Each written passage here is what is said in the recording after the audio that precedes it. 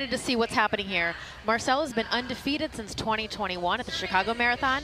Daniel was the last person to take him down. Easy to identify Marcel Hug in the silver helmet. They call him the Silver Bullet. 26.2. Right now, the road looks okay, right? It's a little chilly, which isn't terrible, but the pavement for the moment seems like it will be okay. Tell me what might happen there, though, if we get a little weather here. It's a little chilly. It is dry right now, but there's a lot of humidity in the air, and humidity has the same effect on these racers as rain does.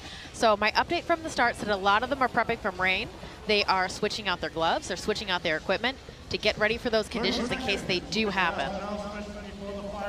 There, one more look. 50 years old, Ernst van Dijk. They gave him number 10. Usually you go, you know, the defending champ gets one. He's 10 because he's won 10 of these. As we get ready for the first of 4 races, we have the men's wheelchair, the women's wheelchair, the men's elite, and the women's elite as well. So we are waiting, and the first of the guns that we will hear in Boston here on Patriots Day. It is a local, it is a national, and it is a global event all at once. And Amanda, it looks to the untrained eye like these guys just go from the get-go. Absolutely, they are taking off. And this is one of the things that is most interesting about the wheelchair division. A lot of these athletes are going to hold roughly the same pace over the course of 26 miles that they would hold over a 1,500 or a 5K. We're looking at up to 50 miles an hour down some of these hills, and across the flats, they can average in the low 20s. I fear right now we may not have a pass in this race. We'll see how it goes.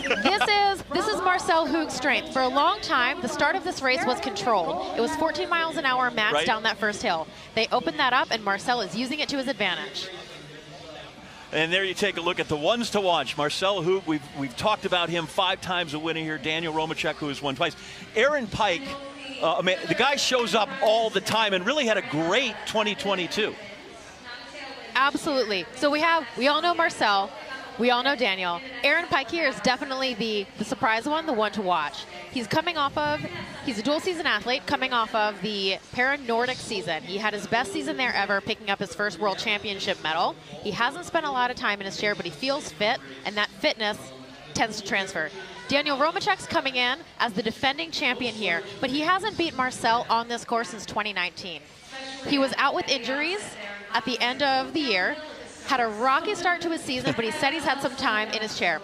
Marcel Hug we have as well, coming back, looking for his 6th championship here. He might be able to break the course record, his own course record, in fact, if the conditions are right.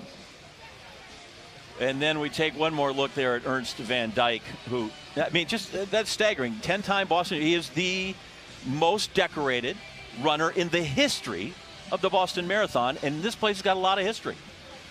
And he is incredibly consistent. Of those 22 finishes, he's been on the podium 18 times, and he held the course record. He was the first athlete in a wheelchair to go sub 120 in a marathon when he set the record here in 2004. All right, so look, I was wrong. We had a brief pass, and now here we saw them go hard up at the climb, but it's just as technical getting down the hill as it is getting up them. Absolutely. All of these factors in the course. Coasting is a learned skill in wheelchair racing, just like everything else is. So behind Marcel here, we have Sho Watanabe, Japanese racer who's incredibly strong. Really surprised to see him up that far at the start. This is amazing. We also have Hiroki Nishida, another Japanese athlete, with Marcel there. And we should point out Josh Cassidy is in the field as well, another former champion. Now we're really getting into your people, Amanda. There's the women, and they are off. And we talk a lot about Manuela. Who's behind Manuela that we need to worry about? I am so excited for this race. I've been watching Susanna Scaroni slowly climb up the ranks for the past decade in this sport. She has yet to beat Manuela on this course, but she's coming off of 2 major wins in Chicago and then in New York last season. Okay, I have to ask you, because you have not been out of the sport and out of the chair proper for some time. Do you have any pangs like that should be me on the starting line there? You know what? We're not there yet. I thought that watching these races was going to be really tough, and I was going to wish I was out there. But I think this is even better.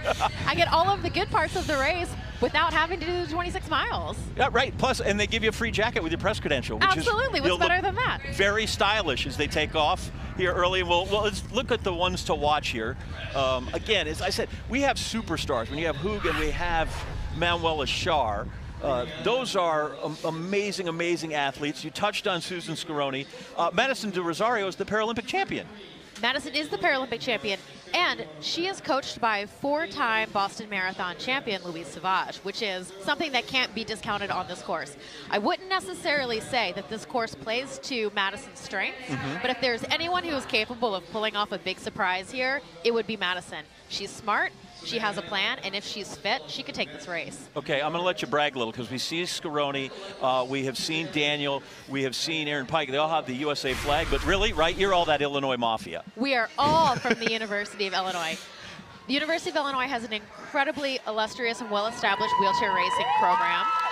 Myself, as well as I think at least a dozen athletes that are out here today have ties to the University of Illinois and trained under coach Adam Blakeney there, who is a Paralympian and a Paralympic medalist in his own right. Okay, by the way, what we're seeing now looks hard. This is absolutely hard. We are hitting that first climb. So every single condition out there, when we're talking about this course, we're talking about the hills, the climbs, the winds, the road surface, it affects the wheelchair athletes doubly as much as it affects the runners. Tell me why that is. So if you think about controlling an object with wheels, maybe a skateboard, you're riding on a skateboard, at some point it's going to be more effective for you to just keep your feet up and stop moving. But if you think about trying to push a skateboard or a scooter or rollerblades into the wind up a hill, at some point it's more efficient to walk because then you have direct contact with the ground. Give me some technique tips. How far back with my arms do I need to go on this where I'm the most efficient that I can be? So this is one of those things that varies from athlete to athlete, and it takes a long time to figure out what your best positioning is, as well as what your best stroke is. So if you think about the wheel as a clock, most of these athletes are coming onto the wheel around 1 o'clock, and they come off back around 7. All of the power that they get, if you can see Susanna Scaroni in the blue helmet, you can see the power she's getting when she comes off that wheel and then hammers back down. All of the athletes push with special custom gloves that are made out of a hard molded plastic that fits their hands perfectly and locks into the ring. Did you tell me once they can make these with 3D printers now? Absolutely. Quite a few of the athletes are using 3D printed gloves in different types of carbon and plastic composites. The University of Illinois pioneered that, not surprisingly, and all of the University of Illinois athletes are using gloves made in the workshop on campus. Marcel seems to have lost some of the folks in this field. I'm told he went through the first mile in 2:05. Am I impressed by that? You know, with the downhill, I would expect a time that fast, honestly. This is what his biggest skill is. Marcel can coast like no one else in the field. A lot of it is his setup in his chair. He's set himself up to be really, really low. And if you look how low his head is over that front wheel, super, super arrow. He just tucks in and takes off like a rocket. That is Marcel Hoog, who, by the way, 2 days ago thought, what the heck, I'll participate in the BAA 5K, and he won that too. Amanda, stand by. Just insightful and wonderful stuff. Can't wait to hear more from you. At the moment, though, back to Sage and Duke at Copley Square. Guys? Thank you, John and Amanda. To me, this is always one of the most fascinating parts of any marathon, particularly in New York the last several years. I don't know that there's a full ability to appreciate 50 miles an hour at some point going downhill. It is incredible. But if history is any indication that these races will go down to the finish, they have a lot. Without question. And we talked to the top 4 contenders here on Friday. Or my first Boston win.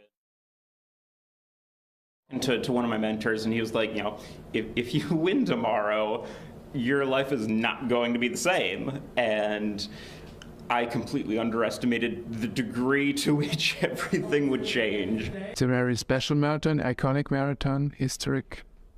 So it means a lot. But also the course is very different from other courses with the downhills, with the uphills. It's a very challenging course. I had my best experiences here in Boston and had my worst, so it can be anything. So it's really exciting, and I love the crowd. I love the course when it's fast. So yeah, it's Boston. My goal is never different. I always do the best I can do on that course. So I like to compete against the course. I'm trying to go down this hill as fast as possible. I'm trying to be on this straightaway as smoothly and as economically as possible. And same with like climbing. Amanda's point about the weather. These interviews were conducted about 11 a.m. on Friday. And I asked, especially Daniel, how do you look at the forecast? How often do you check it? He said, every 10 minutes. Every 10 minutes? Yes, really? That's what he told me at the time. That's the thing. Every temperature degree change Yeah. matters here. The strategy is incredible. So many storylines in the wheelchair races and many more to get to here in Boston as we enjoy our coverage of the 127th Boston Marathon on ESPN and WCVB. We'll be right back.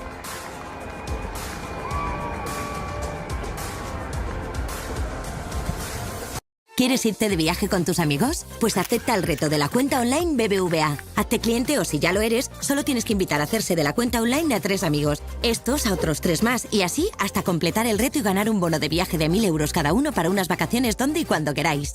Todo gracias a la cuenta online BBVA sin nada de comisiones, nada de nómina y nada de recibos. Con un reto que te lo pone tan fácil, te van a salir amigos de la nada.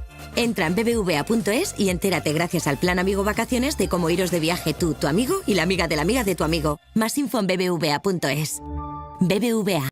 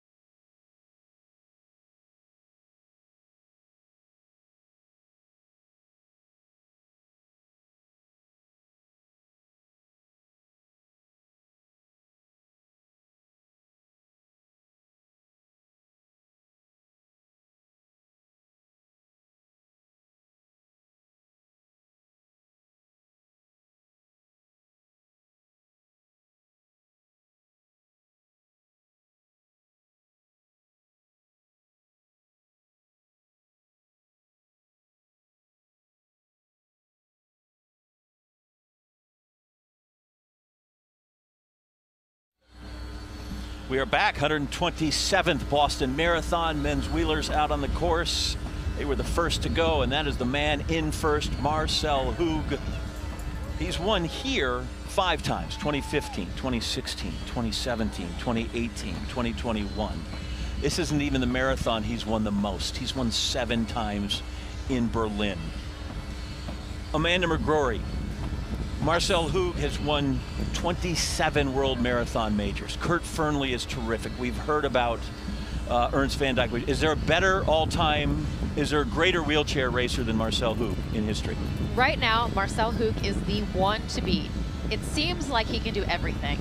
He can coast, he can climb, he has a massive top speed, and he can hold that for a very, very long time.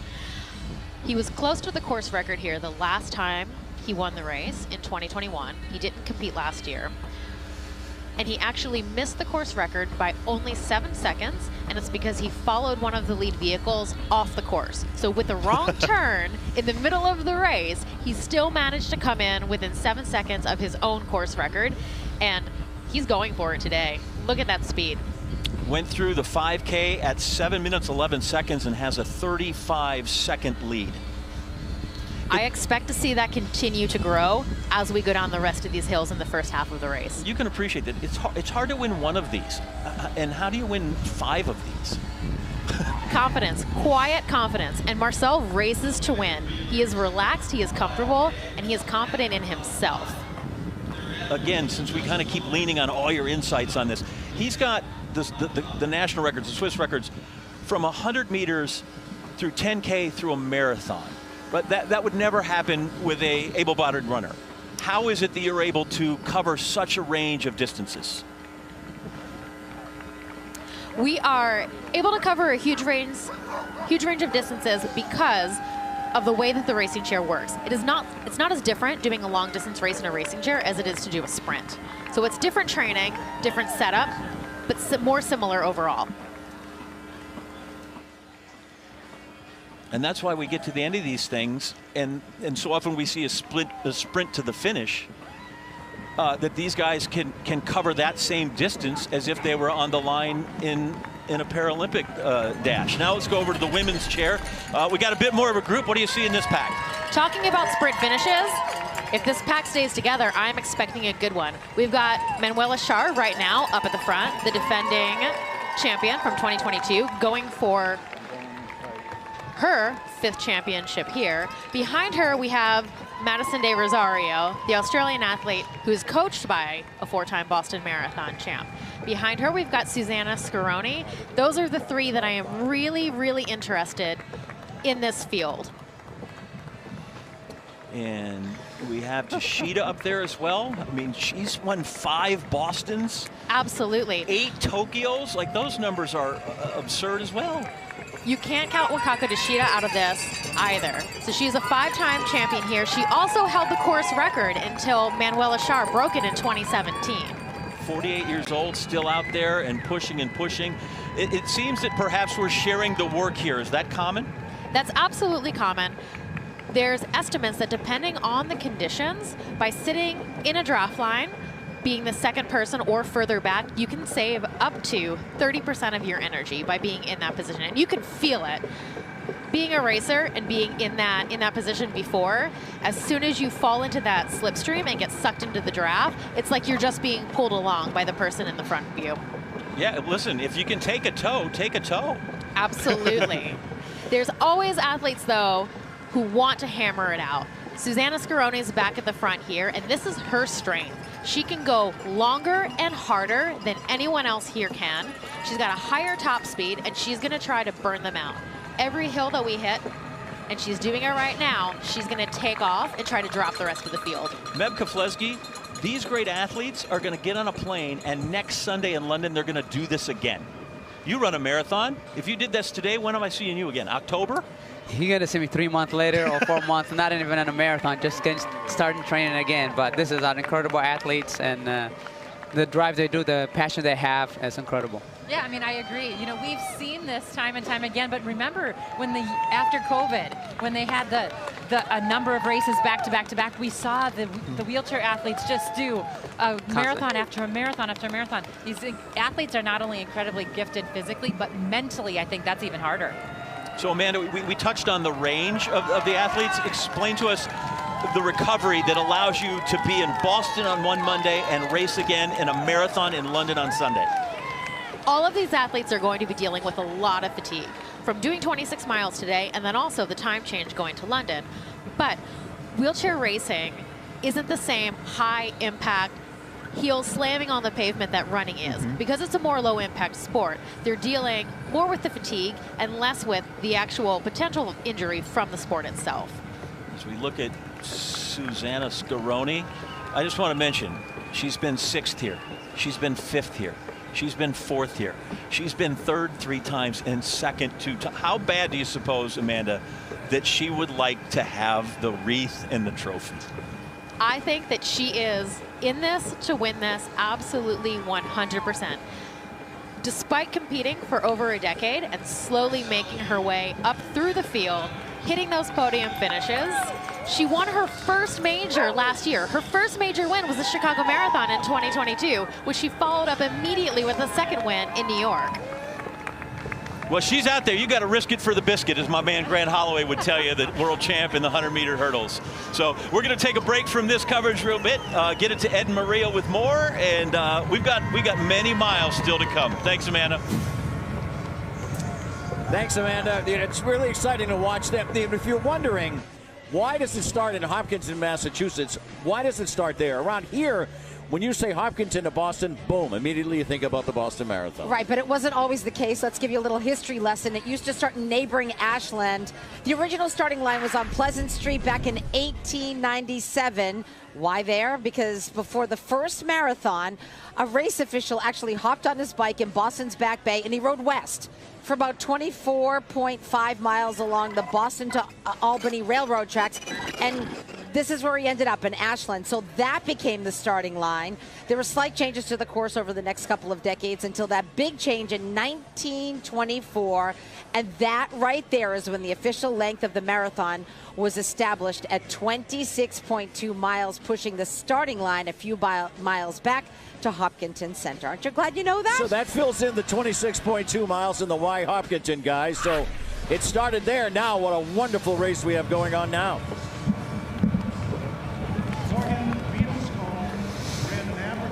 Thank you, Ed. Thank you, Maria. And right now it is all Susanna and Marcel. On the women's side. Amanda? Yes, the women's race is starting to look a little bit more like the men's race. I knew Susanna was going to attack hard and she was going to attack early. She's got a big pack chasing right behind her, though, and they're all working together. We just talked about how much savings there is if you're in that draft line, if you're taking turns, pulling up at the front. So she's on her own with a big pack of women all working really, really hard to reel her back in. You saw briefly where like that might be your only chance right there to get Marcel, is if he just stops every once in a while as he goes through here. Average 24 miles an hour through the first 6 miles of this thing. There are 5 turns here. There are a bunch of hills. If I'm going to make my break, or if I'm going to find a time to get somebody, where is that on this course, Amanda? So for the chase packs, my thought is we're going to see this towards the end. We're going to see this at the hills at the end of the race. If they are all working together, they're going to rely on Marcel and Susanna to be starting to tire out a little bit. Remember, they're doing all of this work on their own with groups chasing behind them. So they're going to hope that Marcel and Susanna both slow their pace down a little bit when they hit some of those climbs, and they can reel them back in. And there's Susanna. Both of them are falling into a stroke sequence. You can see them push 3 or 4 times and then swing their arms. That means they're feeling really, really comfortable, and they're most likely holding a very high speed. Would you consider this an upset? It's early, but if she comes through and Susanna wins this one, because she's won in New York, she's won in Chicago, and she certainly has found a different level, but would you consider this an upset if she's able to make it all the way here to us at the finish line in Boston? You know, it's not just because we're both University of Illinois graduates, but Susanna's been my favorite here from the start. Okay. I think that winning a gold medal in the 5K at the Tokyo Paralympic Games was really just the start for her. And I think that gave her a ton of confidence. She has always been one to work harder and push herself harder than anyone else out in the field. And she just finally has the strength to be able to hold on to that for the entire race. Does that chair look familiar to you? So a fun fact about Susanna Scaroni, my former teammate, after she got home from the Tokyo Paralympic Games in 2021, she was actually hit by a car in a training accident.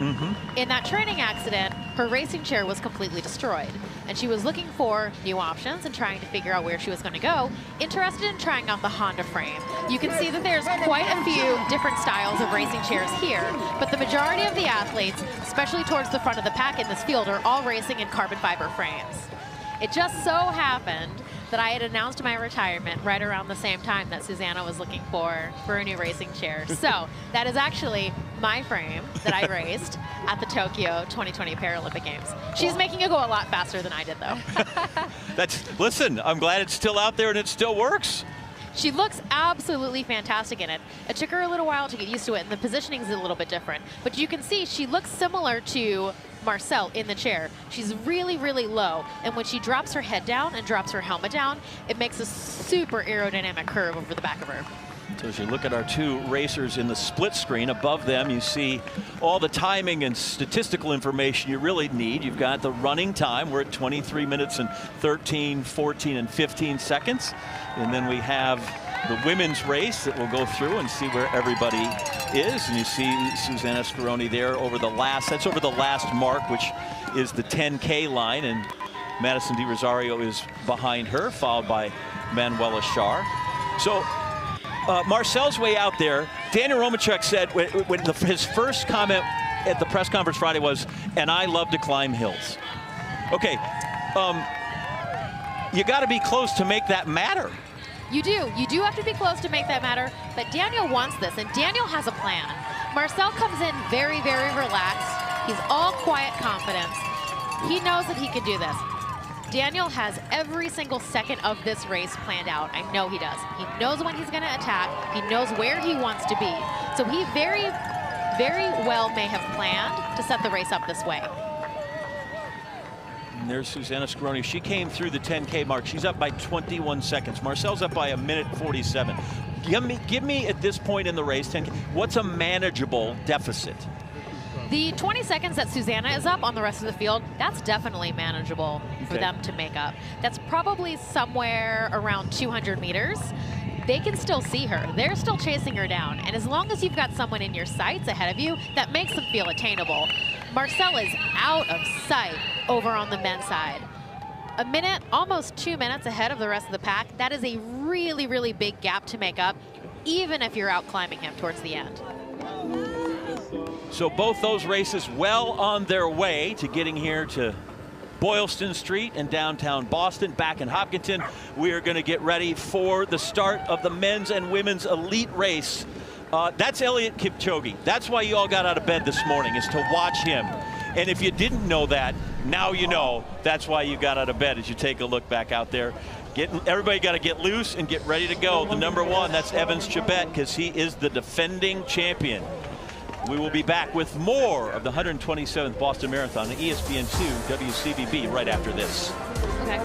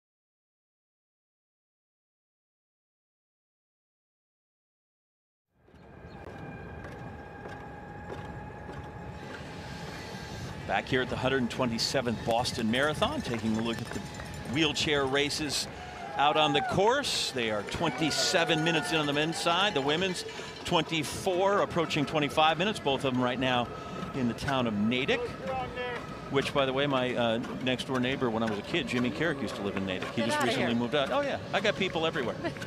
So it says, I've got the card that says it's Marcel Hoog's gap is one. I think, did you mean to write huge? Because it's a huge gap, is what that is. David Monty, who is helping us with all the splits on the men's and the women's side over the course of the day. His information valuable to us and in turn valuable to all of you watching. Sage and Duke, I'm going to throw it out to you. Get ready, because we have both the elite races impending. Yes, the countdown is on. Hurry up already, although the wheelchair races are always, to me, so thrilling as well. And I think the weeks leading up to this day, Eliud Kipchoge, you think that's been a storyline? Yeah, the most prominent runner in the men's race this year. Yeah, but there are other great stories here, too. And there are several runners in the field who could break the 10. Yep. The minutes, the seconds, the weeks and months of my training that will not be translated and put into practice on Monday. Boston is a reality. It's the oldest marathon. I need to put my name in the streets and also my feet also in the streets. I'm happy because I'm come back again. So I'm ready. I love racing in Boston, especially when we move around. I have fans and it's becoming my second home. And Evan Chibet is, of course, the reigning champion. He won New York as well last year, becoming only the 6th man to win Boston and New York in the same year. We met the first yesterday, Bill Rogers, and who did he tell us was going to win it? He was feeling, well, wasn't he 70-30? Yeah, 70-30 with Iliad. And then Evans was his number 2 right there. It was his number 2. Yeah, I think, here's the thing. If I'm Evans, I'm like, go ahead, choose him. See what I got. Exactly. I'm the reigning champ. Absolutely. If I'm him, I like that underdog feeling. Okay, we're done. John, back to you. Listen, if you guys want to take the field, I'll take Tiger Woods. That's all I'm saying, at his best. Okay? That's how I think we're going to go. 5 minutes until we get to the start. Meb, how important is it that we look at Evans Chibet there, that it is teammate and another past champion, the 21 champion, Benson Kipruto, in this with him? It's very important. Whether you are at the Boston Marathon, New York, or the Olympic Games, you want to have a teammate there because it gives you confidence. It gives you a benchmark of how you guys going to do.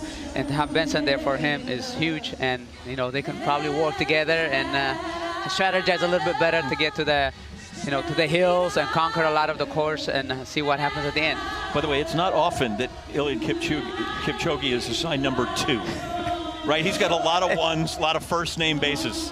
It is, and you know, as a defending champion, you know, it's always a great honor to wear the bib number 1. And for me, they ask me, what number are you going to wear in Boston? I'm like, well, 27, 28. But that one day that I wore the number 1, I feel very proud, and Chibet should too. So Evans, and then if you win here at Boston, you get your first name on your bib. So that's why his says Evans. And despite all the accolades, all the awards, all the records, Kipchoge says Kipchoge. Yeah, I mean, it is, you know, Kipchoge is sort of well known, doesn't need his first name, but at this time, having their first name is such a big honor of the defending title or the past champion. So we see the start of the men's race as they get ready to go. I'm sure there's some anxious moments. They go off at 9:37, which is about 4 minutes from now. And then to the right in this triple box, you have Marcel Hoog leading the men's wheelchair race on top, and Susanna Scaroni there on the bottom. Amanda, if you're there and can hear me, you said the pavement's getting a little wet. Talk to me about traction. Looks like it is getting a little bit wet. So all of these athletes are using custom gloves. Those gloves are coated in rubber. The rubber connects to the hand rings, also coated in rubber, so it's based all on friction. As soon as you get a little bit of water in there, your friction disappears. I just saw Marcel switch his gloves probably about a mile or so ago, and if you look, you can see that the surface of his glove is now bright red. He has sandpaper on there, and that sandpaper is to give him some grip in the rain. Susanna's been slipping. Looks like she's pulling off over to the side of the road right now. I think she's having a really hard time getting, oh my goodness, she's a flat tire. Susanna's got a flat tire. She's changing her tire.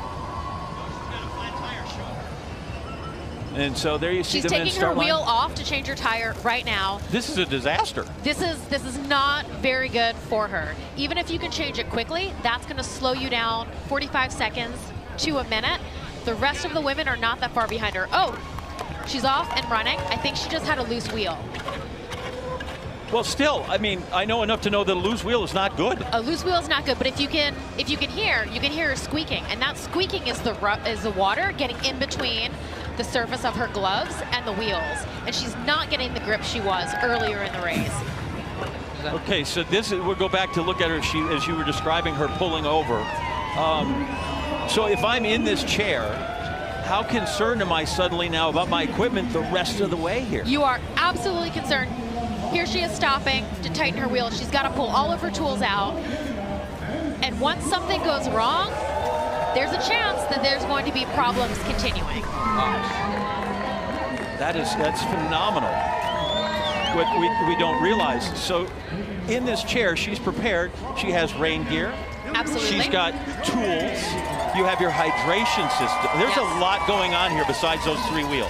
100%. So you're carrying your own water, your own nutrition. You're also carrying spare tires, tools, and you need to be able to change that tire on your own from the racing chair.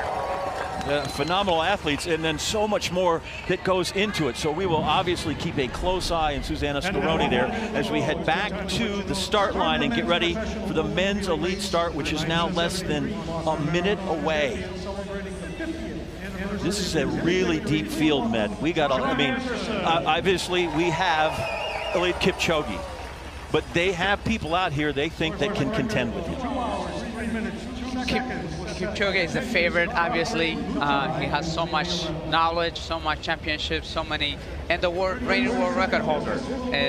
But at the same time, today is Pictures Day on Monday on Boston, and you got to go from Hopkinton to the finish line in Boston.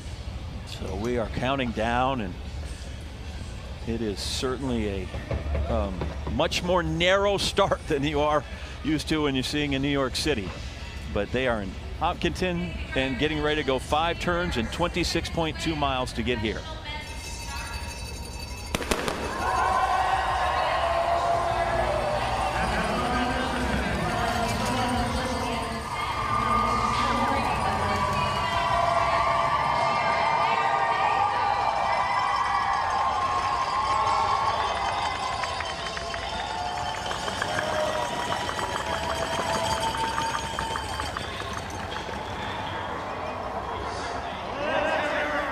So from the gun and the applause, I mean, this is just like 1897, only they got better shoes and there's a mobile tracking app.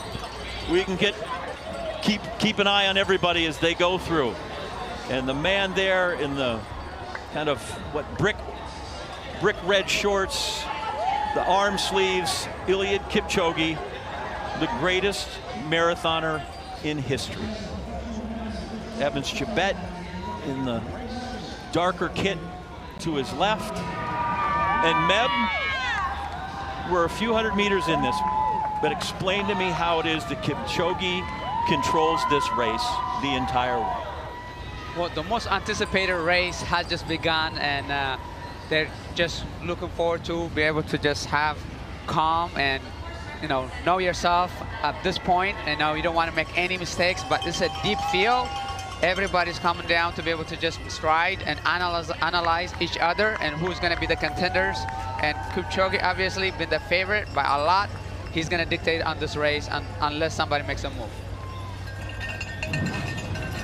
Take a look at the records. That's the Old South Church, by the way, right here at the finish line. Men's professional course record, Jeffrey Mutai. Now, he has said that he would like to get that record. Obviously, he would like to win first, and then if we can come through the record, that is great. Bhusanesh Deva has the women's professional record, and then you see the 2 greats in the race currently out there, Marcel Hoog with the men's wheelchair and the women's wheelchair from Manuela Schar. To the right there, just you should see dressed exactly like Kipchoge is Chogi, who is one of his teammates and training partners. So let's go through some of the field here and tell you, beyond Eliud Kipchoge, to me, I'm not really sure we got beyond Eliud Kipchoge, but he's there first. Evans Chebet, Benson Kipruto, You have the 22 champ, the 21 champ, and they are teammates, Meb, and who knows if they don't gang up here. Absolutely. To have a teammate here is huge, and Kipchoge is there possibly for Kipchoge, and you know, each has its teammate, so it's going to be fair and square. And listen, Evans Chebet's run 2:03, so that's no joke. And he's also the defending champ of the New York City Marathon. He was the first guy in many, many, many years to win both New York and Boston in the same year. Carrie, listen, that's a good first page. We can go beyond that, but those three right there are unbelievable. Get behind it. Well, Lisa DeCisa's won here. Shuri Katada actually beat. He's the last guy to beat Eliud Kipchoge. Yeah, Shuri Katada, he definitely is the last guy to beat, and he knows that, and so does Kipchoge. And keep an eye on Connor Mance, probably the top American hope in this race, the two-time NCAA cross-country champ from BYU. Man, it looks like they're going uphill. That's a little one. Wait till we get to Newton, and we get to the Newton Hills and Heartbreak Hill as well. So we've got a pack there. It'll sort itself out. We've got 26 miles to do that, so that gives us time to go back to Duke and Sage and hear what they have to say about running. A little bit about running, I guess. How to wave at others doing all the work while we just stand here and talk about them. Let's talk about the women's race, which is going to start in just a minute here, because, I mean, some American women, really, really fast group of American women today, and part of a professional field that is so impressive overall. And, you know, the interesting thing is, they were telling us Friday, they say an American can win this year. Want your mindset to be? What do you want to be telling yourself when you're hurting those last 6 miles? And I think you really have to know your why in Boston. You can just feel the energy. You feel like there's something magical about to happen. The last time that I kind of had this vibe in this experience was 2011, and it was just epic. And I get the vibe that something epic's going to happen on Monday.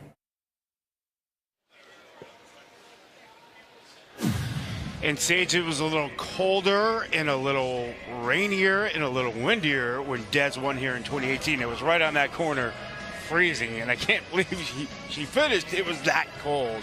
So you're saying this is nothing? It's not just this is nothing, although this might favor her. Yeah, you never know for sure. But it's really so impressive, John, between Des, Sarah, Emma Bates. I mean, this is truly a great generation of American women that's really going to be an honor to watch out here today. We're going to touch on that with Carrie as we take a look at the men's race. And at this point, there are guys in there that are contenders. There are guys in there like, I would like to get in a photo with Eliud Kipchoge. There are guys in there that would like to say that, you know what, I was up front of the Boston Marathon for a couple of miles. They're just, right now, these guys are running. It'll be a while until they start racing.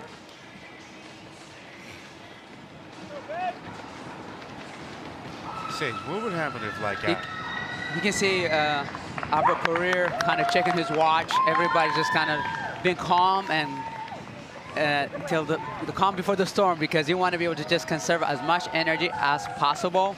As the iconic Boston Marathon point to point gets really challenging, it is going to be important to save energy right now. And you know, Kipchoge been in the front, is dictating the pace. And, you know, he always respected the distance, he respects the course, and he respects his competitors, as he said earlier. Hey, Matt, you know, you just said it, dictating, and that is what Kipchoge is doing. The whole time leading up to this race, we're wondering, what does everyone else do when the greatest of all time is in this race? Yes, we know we have the defending champion, Evans Chebet, in the race. We also know that we have Benson Kipruto, who won in 2021, and other amazing athletes. But when you have a Kipchoge in the race, does that totally change your race strategy? It does. As an elite runner, you never really run your own race unless you probably are Kipchoge. Yeah. But you can see CJ Albertson also just to be able to run. Udo Group, you know, he likes to go in the lead, but now we just got the 4:37 first mile, which is absolutely fast, and that's due to the downhill, but also Kipchoge being in the front. So we got a triple box there with the men's elite race and that first pack early on, a mile into this thing. And then Susanna Scaroni, who's working really hard, bottom right in the triple box, and Marcel Hoog, who is rolling through. They've gotten through, I don't have the up-to-date. It looks like we're a little behind on that one, but they have gotten through half of this thing. There we go, Amanda. And we take a look. And so it appears for the moment, Susanna Scaroni has survived that scare and has things under control. It does. Susanna's looking good. She's looking strong. She's looking comfortable once again. She's pushing a little slow here, but it looks like a climb to me.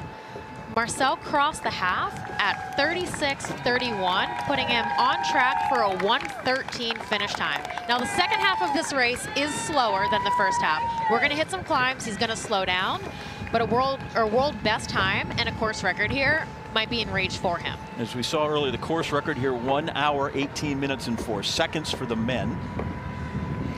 Women's time,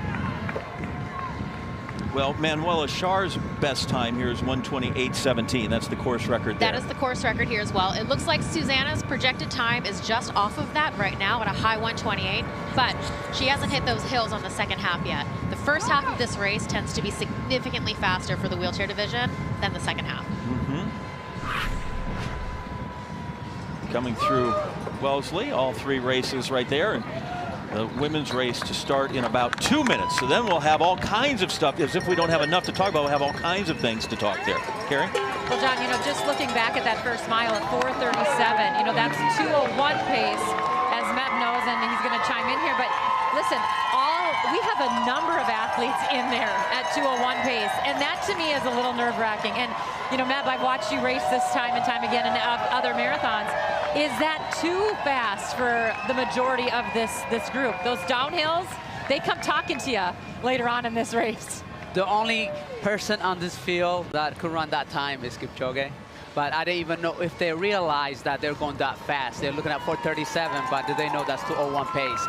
And they're not being patient. We're going to see who is able to hold the pace back, but drafting out the back, and then see what happens as the race unfolds. Gatitam Ghebreselassie, the world champion, as we get ready for the women's start. Certainly among the many favorites. You see Sarah Hall right there. Lona Salpeter in the bright pink shoes. She will be a contender. And that's Edna Kiplagat running her 6th Boston Marathon. She's a 2-time winner here.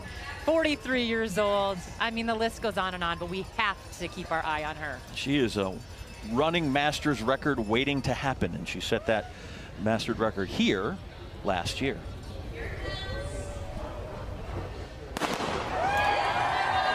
I love that there's 90 clocks around this place, but you guys all still start your own watch. Well, and I love that Des is as chill as she always is. Des Linden, yep. You know that there's a fire burning inside of her, but she's just hanging out, starting her watch. And, you know, Des, speaking of her, she's one of those returning champions, and she said she feels this energy this year. She knows that we are celebrating 10 years. We are also honoring those 10 years, and she wants to have a really epic day today. Yeah, she says she's feeling the Boston magic. They have really large elite fields here in this race. They really do. You know, there's 60 runners deep. Now, not all of them obviously can win, but that's still a very large elite field. And look at how different this pack looks right now as you see Dakota Lynn Worm and Laura Thweet up front. You know, it's different than the men's race. The men's race got off, and you could just see the pressure and the excitement to get out there. And it's almost a little bit more of a calming effect right now in the women's race.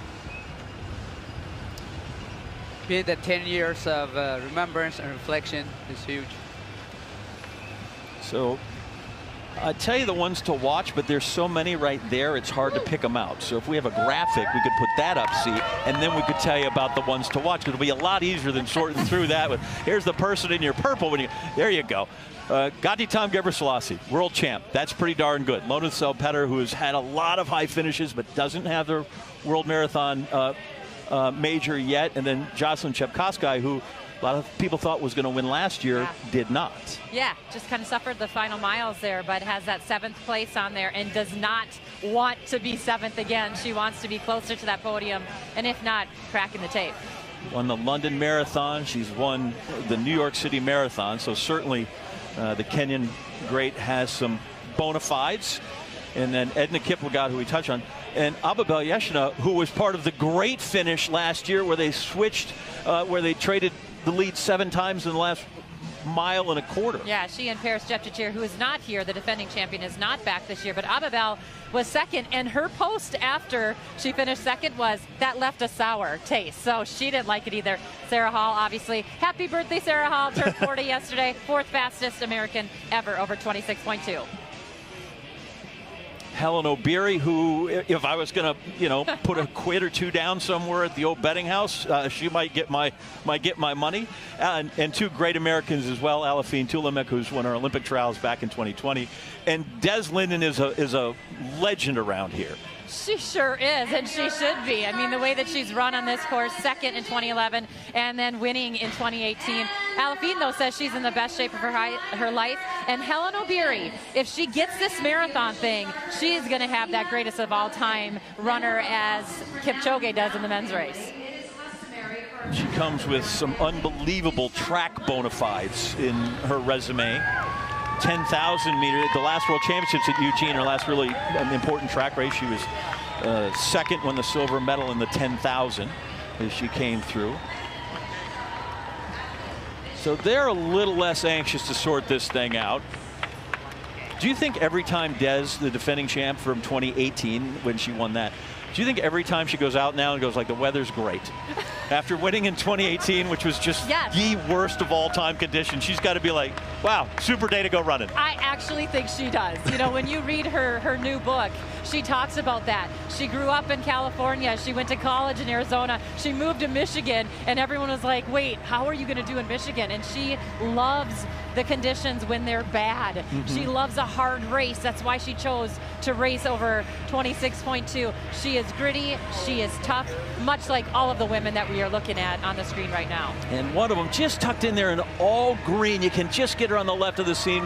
Just a quick note there to Nell Rojas, the top American the last 2 years. Yeah, Nell Rojas really loves to run here. You know, it hasn't even been 2 years.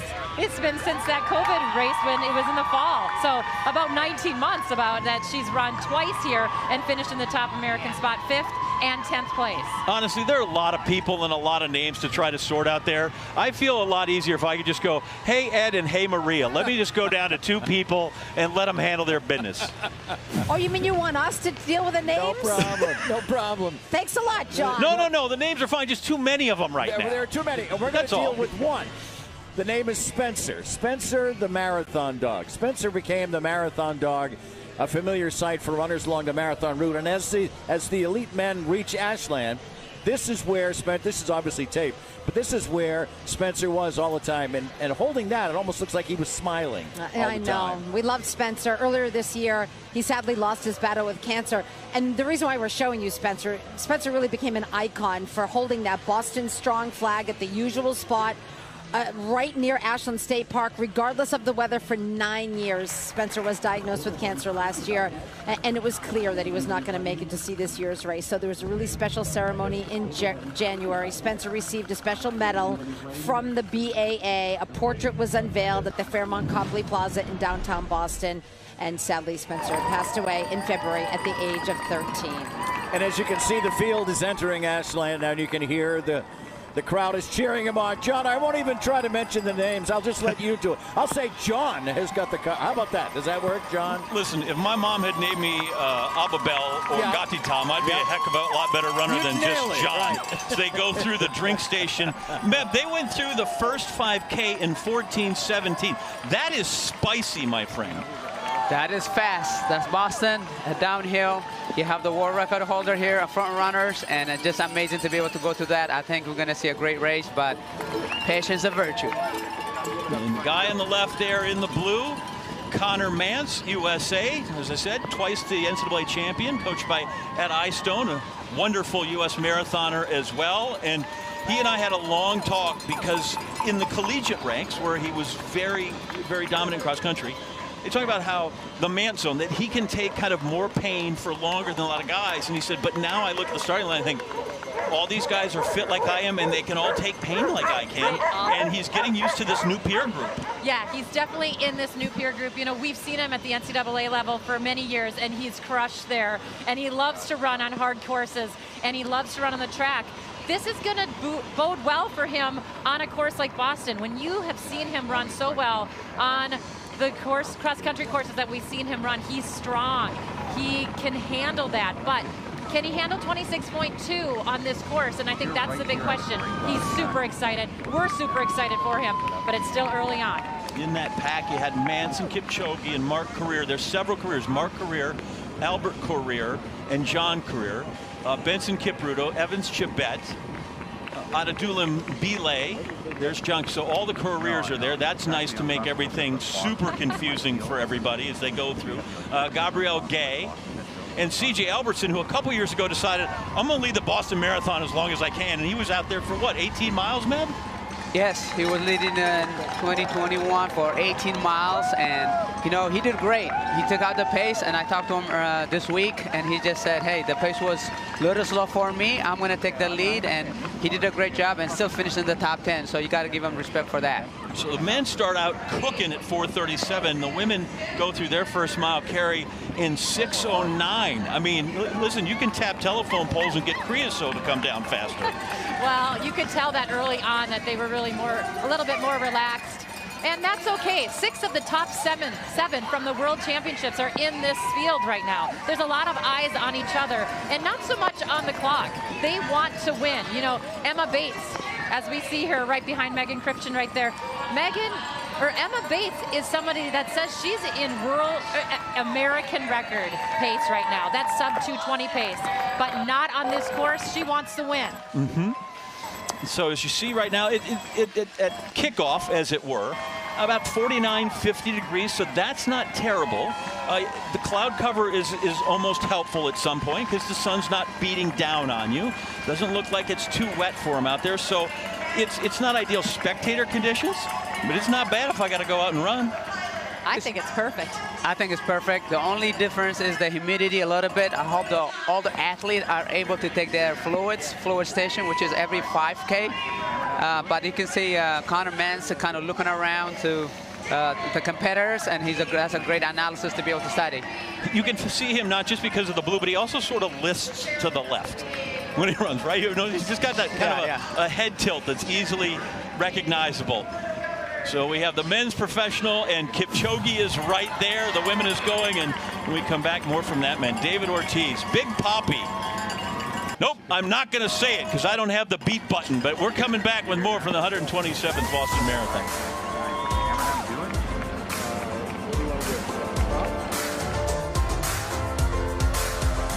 Para mantenerte en forma, lo mejor es invertir en ti. Yo lo sigo haciendo. Y para mantener en forma tus inversiones en bolsa, elimina lo innecesario. Y no pagues comisiones con XTB.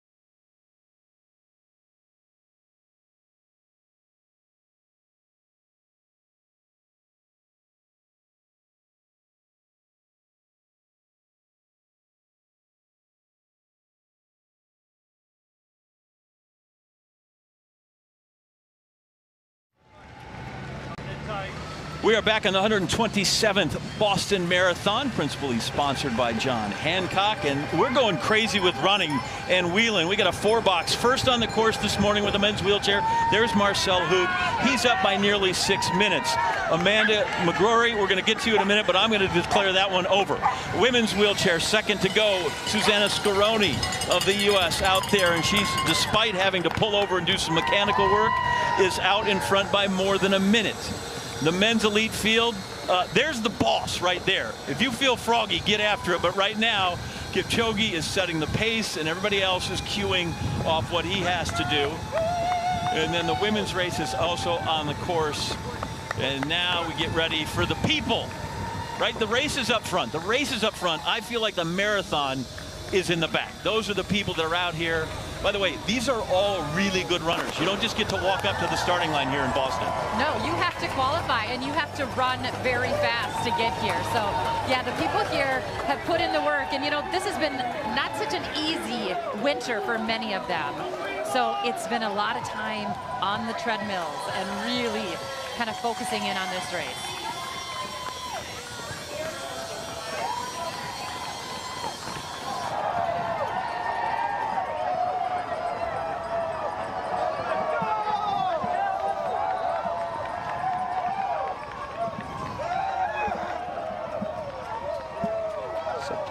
It's a beautiful sight. Saw a guy go by in a 12 Patriots jersey. I don't think that's Tom Brady. You see a number 2, it might be Brian Hoyer, but I don't think so.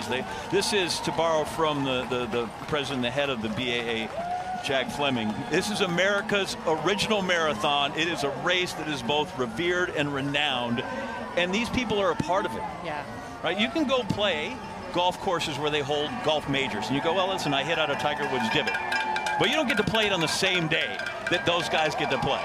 You're running the same course on the same day as Eliud Kipchoge. And that's an amazing thing about this sport and about these events, Matt. Absolutely. I mean, this is, you know, you can't play with Tom Brady, you can't golf with Tiger Woods, or you can't play Michael Jordan, but Kipchoge is one of those guys, and those people, 30,000 people will be on the pavement of Kipchoge, who's paving for, and he's doing a great job. 30,000 people, they got to go ways because these are narrow streets when you get started, right? This is a tight little spot right there. Look at that, it's 2 lanes. You can't pass there. The line, it's a double yellow line.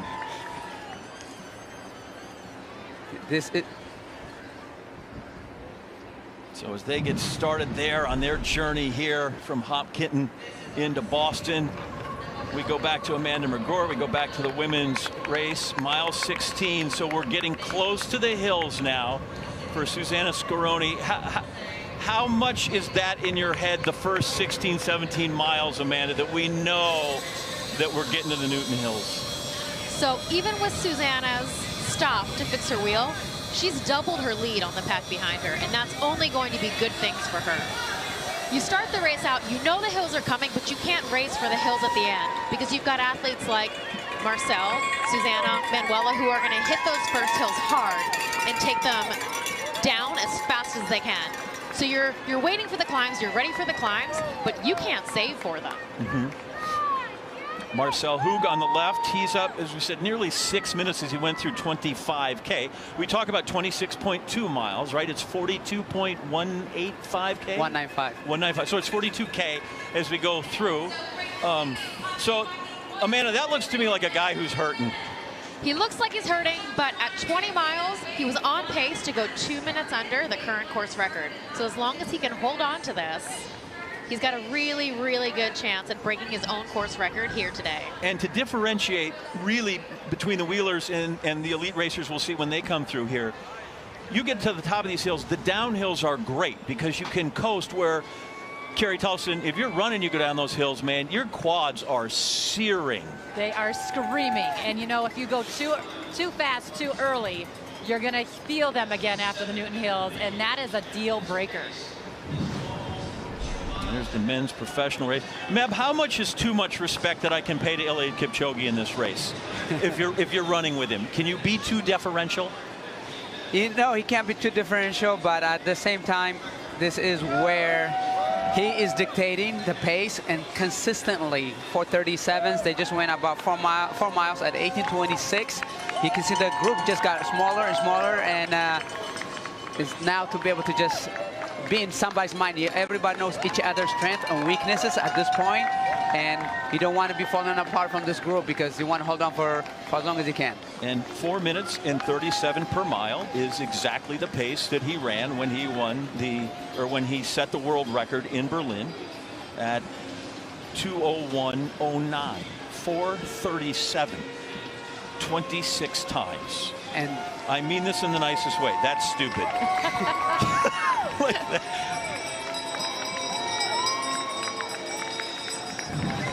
Carrie, I think we got some Minnesotans in there. No, we definitely do. We've got 2 of them at least, but Megan Christian right now, she's out in the lead. You know, she's had a great year running many marathons. I think maybe this is her 5th marathon in 2022 and now in the early part of 2023. And she is a sub 2:30 marathoner. So she's keeping this pace honest. You know, we aren't seeing, like we are on the men's side, this real aggressive pace. But when you are in this kind of a pack where you do know that you have such, you know, great in that pack, you still need to run your own race. And I think that's what we saw even, Matt, with your race. You ran your own race that day. You had a lot on you. You wanted to win, but you also were running your own race. And I think people were, you know, kind of playing around and focusing on other people, maybe not looking at you as much. And that's what's happening right here. They're focusing on other people and not necessarily the pace or who's leading.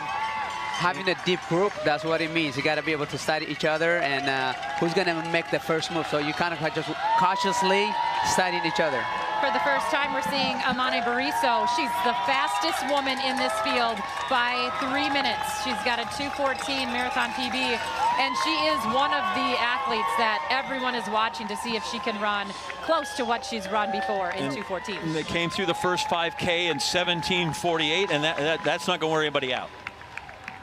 So that's why that pack is as it is. The men approaching 30 minutes in on their race, so that means they're just they probably just kicked through 10K in 28:52. Kipchoge comes through in 28:52.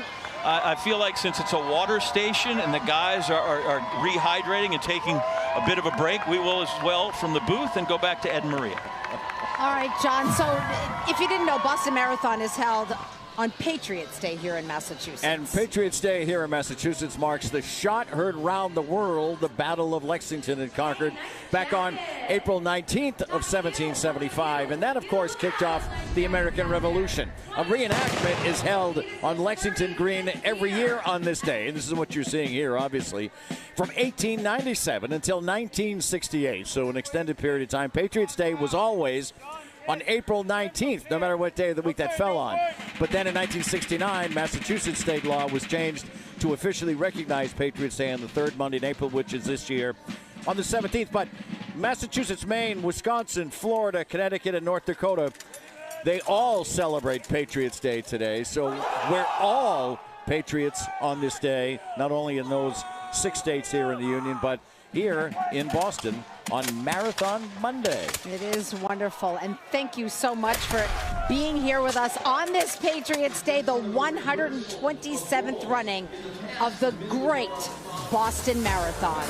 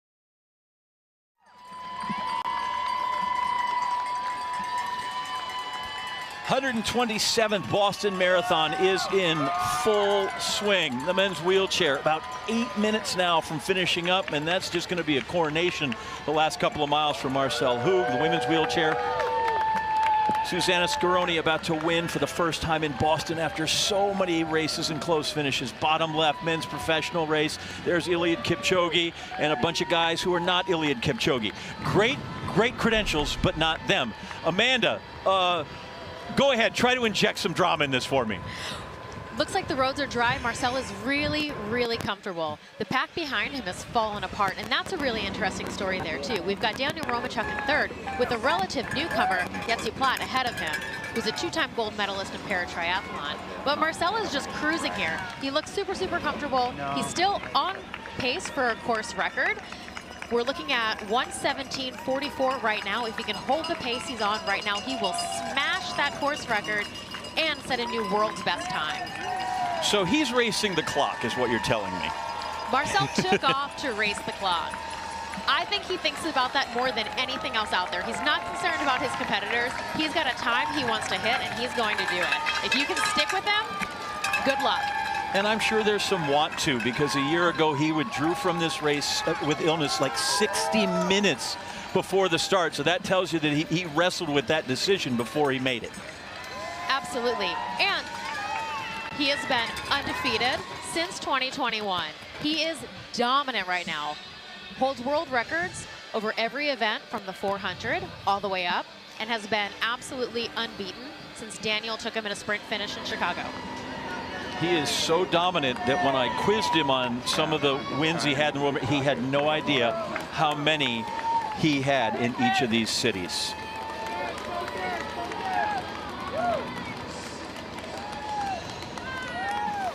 Great to have live action here at the 127th Boston Marathon.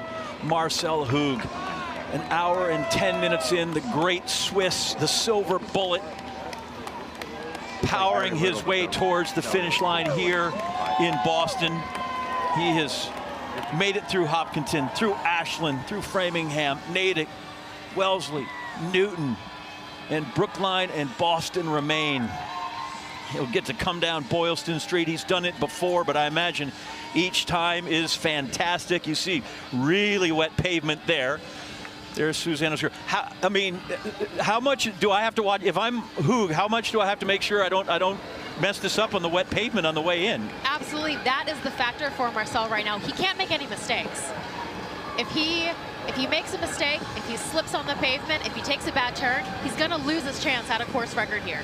He's at 3:08 per mile for his last mile. That was mile 23, and that's a really, really solid pace. Susanna looks like she's continuing. She's smooth. She's climbing well. She's still in dry pavement right now, so she doesn't have to worry about that just quite yet. Now, the beauty of this for Hoog is that even if some disaster should be falling, he's got time to change tires and do a lot of other things when he comes through here. He's through the hard part, right? When they go through Kenmore Square, I don't know whether they saw it, but there's some railroad tracks that Eliud Kipchoge is going to kind of have to watch his step. But you really have to watch your chair, because that is a disaster waiting to happen. Absolutely. If you are not ready for those railroad tracks, you can hit those tracks the wrong direction with your wheel and actually get your wheel stuck in them. And you'll go down, take whoever is with you down as well. But Marcel, he's cruising, he's comfortable. You can see he's picked up his pace a little bit. His arms are moving a little bit faster. He knows he's close to the record, and he wants that record. Well, you can see he is dug in here. That is not a guy that is coasting to the finish. That is a guy who is powering to the finish. On the women's side, Susanna's still running a good pace as well. She was 1:35.08 at 18 miles. That's a 3:40 pace. She's going sub 4-minute miles, even through the hills. And listen, I would think in her case, much like the other one, any record would be nice, but if you've never won this race and you've had so many close finishes, let me just get to the tape. Absolutely. This is not nearly as much about the time for Susanna. This will be a big, big win for her in a very, very strong field, and this is an absolutely dominant performance. Yeah, as we said, this is the 9th time that she's been here. And she has so much experience in these World Marathon Majors when she finally cracked through last year to win at Chicago and then followed that up with the New York City Marathon, and then to come here and win. I mean, that stamps her certainly to some degree, at least in the current time, maybe not historically, but in the current time, she is now Char's equal. And she is one to watch. I think she's going to continue to become more confident, to get stronger, to learn more about all of these courses and about her own strengths. Marcel just passed 24 miles. He's on a 2:57 pace right now. And now he is just following the motorbikes and hoping, as Amanda touched on, hopefully they know the way. Absolutely. He knows, though. He's going to keep his head up this time. He knows he can make a wrong turn if he follows them off the course. Just past 25 miles, and he looks really, really comfortable. Yeah, they go down under an underpass, and then it's just the 1 mile left. He's pulled his projected finish from low 117s down to the high 116s. If he can hit that, he is going to break his own course record by over a minute. He will be the first man in a wheelchair to go sub 117 over 26 miles, which is incredible. That's amazing. Another barrier. This first wheelchair race here in Boston came in 1975, so this is the 49th running. Just for a little comparison's sake, and I realize it's different days, Daniel Romanchuk last year won here in 1:26:58. And Hoog is about to just explode past that number. Absolutely. The wind, the conditions, the weather, they all play huge, huge factors in the wheelchair race, as we mentioned earlier. And this is the perfect day for Marcel. Light wind, cool weather, and he came out confident. He's come through. He's rolled 1:17:47 is his world record. And I don't know how closely we keep barriers, Amanda. Like, I feel like 120 would be a great barrier. I don't know, is 117, is that, do we get to bronze him after this? You know, I'm not even sure anyone knew that was possible. Okay. This sport is moving so quickly. Technology is advancing, training techniques are advancing. All of this is continuing to improve because wheelchair racing's not that old.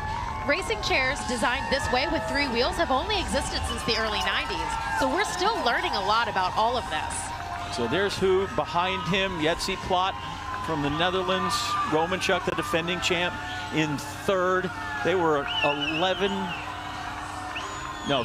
8 minutes behind, excuse me, at the last 5K. Pike is there in 4, Watanabe in 5th. Monaghan came over from Ireland. Listen, you don't think the Irish guy's getting some cheers as he comes through the streets in Boston? He is in 6th place. And now the turn. And he is cruising. Another huge thing to mention if we're talking about barriers and equality for this wheelchair division is the equal prize bonus for breaking that course record. Boston was one of the first races to put that into effect. And this is a big thing when we're talking about equality of these divisions. First place here will pay $25,000. There is a $50,000 time bonus. That'll make you chase your clock.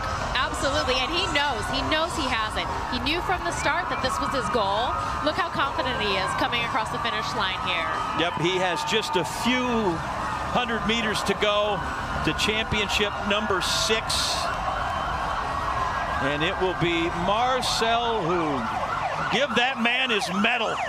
Boston Marathon champ one more time and in record-setting style.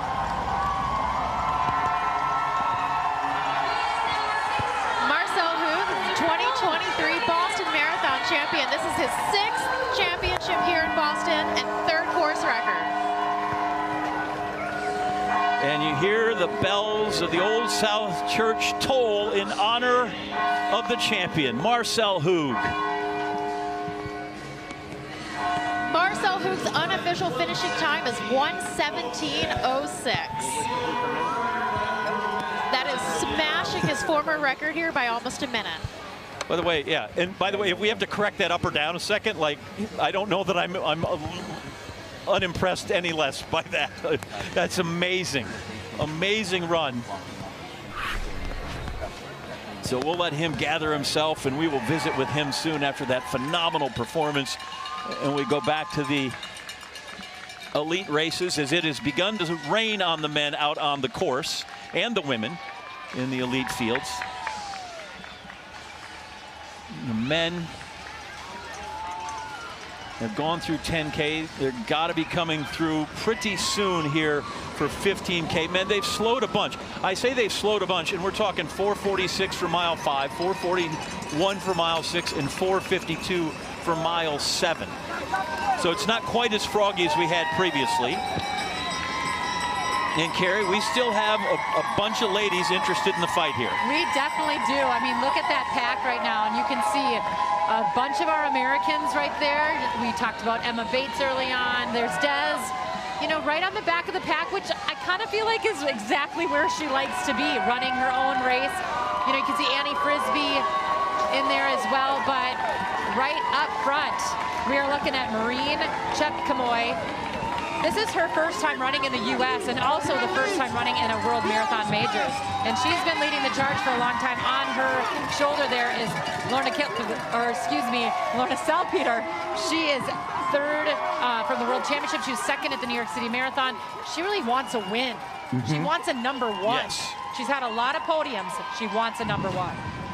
There's the women's wheelchair champion in waiting. Although she's fighting through some final hills there, Susanna Scaroni will have the finish of the women's wheelchair. Amanda will take us through that with insight and expertise when we return here to the 127th Boston Marathon. Bañeras que resbalan, cocinas estrechas o... En tu casa, nada debería impedirte hacer hogar. Cuéntanos tu idea y te ayudamos a hacer el hogar que quieres. Leroy Merlin. Un hogar no nace, un hogar se hace.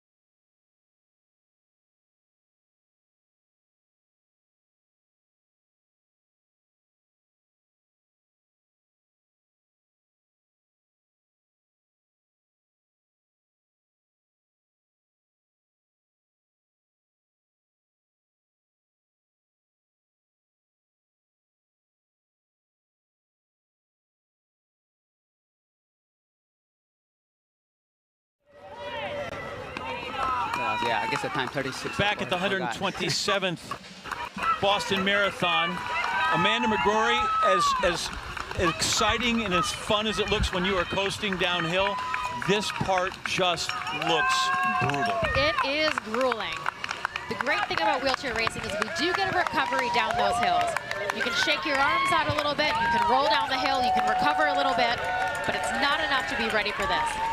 And Susanna is hurting. She's through 21 miles, so we're getting close to the end here. But she has such a big gap, 3 minutes ahead of defending champion Manuela Schär. I think that she can afford to struggle a little bit here. She doesn't necessarily have to be at her best to keep that gap. What does she have today that Schär's missing on this day? Susanna's strength, and it has always been her strength, is that she grinds. She wants to push as hard as she can. She has grit. She wants to go, and she wants to test herself and see how fast she can go. She hasn't had the skill, she hasn't had the strength to really capitalize on that yet. But right now, she's untouchable, and she is going to work harder than anyone else out there. She's still on a 3:44 pace, which is solid, and she is about to finish in her second fastest time ever on this course.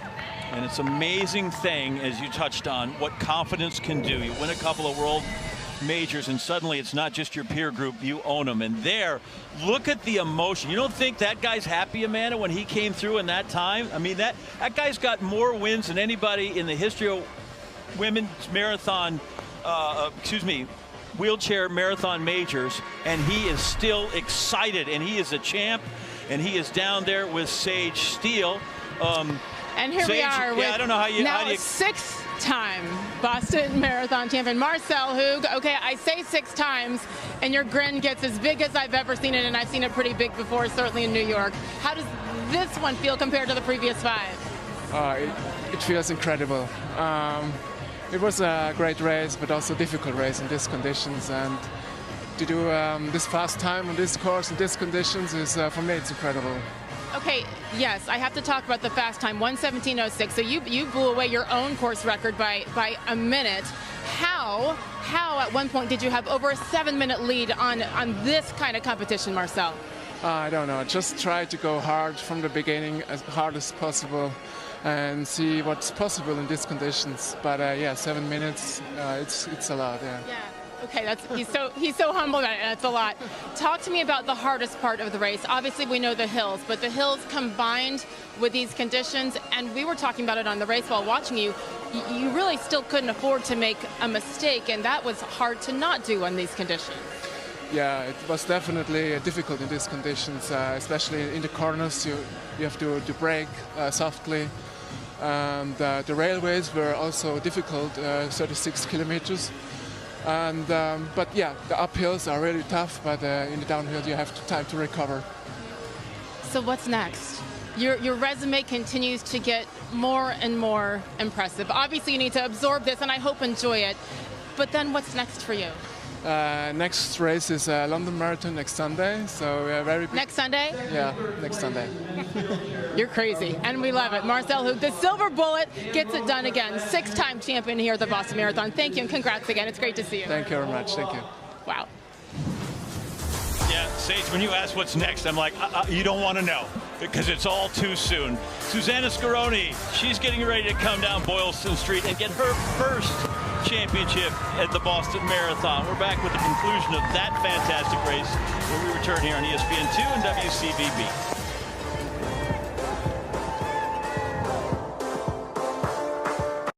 Sky Showtime. Películas icónicas y series exclusivas.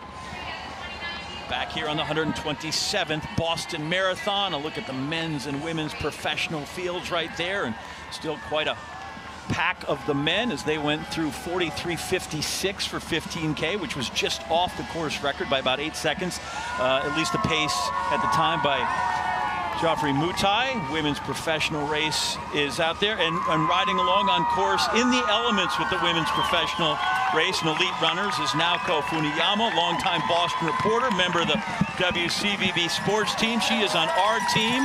And honestly, Naoko, I thought we'd have more people for you to keep track of at this point. How's it going? It's going great here. They're about 10 miles into the race. It's going great. You know, the runners are looking very, very strong. They've got really good body language, very relaxed.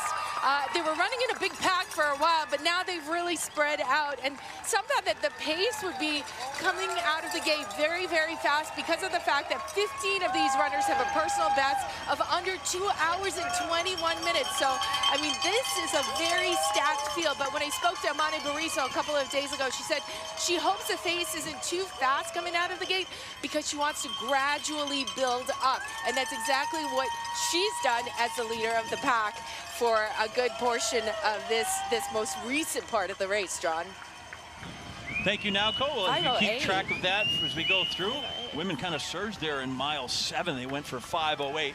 Riding shotgun with our elite men's field, WCVP reporter, longtime Boston sports observer, covering this race more than a dozen times, Josh Brogadier. Josh, just give us a feel for what you've got here. Listen, you got nothing but alpha dogs right there running in front of you. Alpha dogs is a good way to describe it, John. We've got a pack of 12 here, of course, led by Eliud Kipchoge. Who else? But I'm very impressed by C.J. Albertson, who kind of falls back and then he comes ahead, and he's been neck and neck the entire time. Of course, he led for 18 miles last year. We're approaching Wellesley. I don't hear that scream tunnel yet, but I did run for a little while with members of the Wellesley Blue track and field team. They said they wanted to come out and watch the elite runners. They were going to get up early before all the screaming started to enjoy it.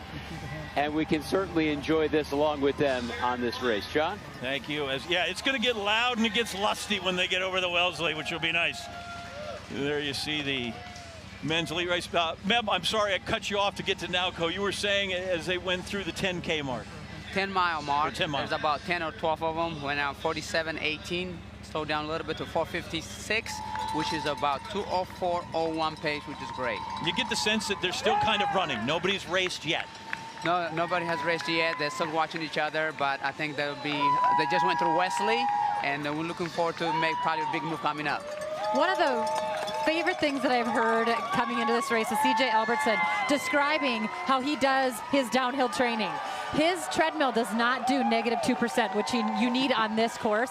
So he puts bricks underneath his treadmill to pound on those quads. And another thing I've heard is the great Dick Beardsley used to pound his quads in training afterwards to see if that would help. He doesn't have any science behind it, and if anyone knows Dick Beardsley, they know this is kind of fun. But the way that these guys train, and it's no surprise to see C.J. Albertson up there with Kipchoge.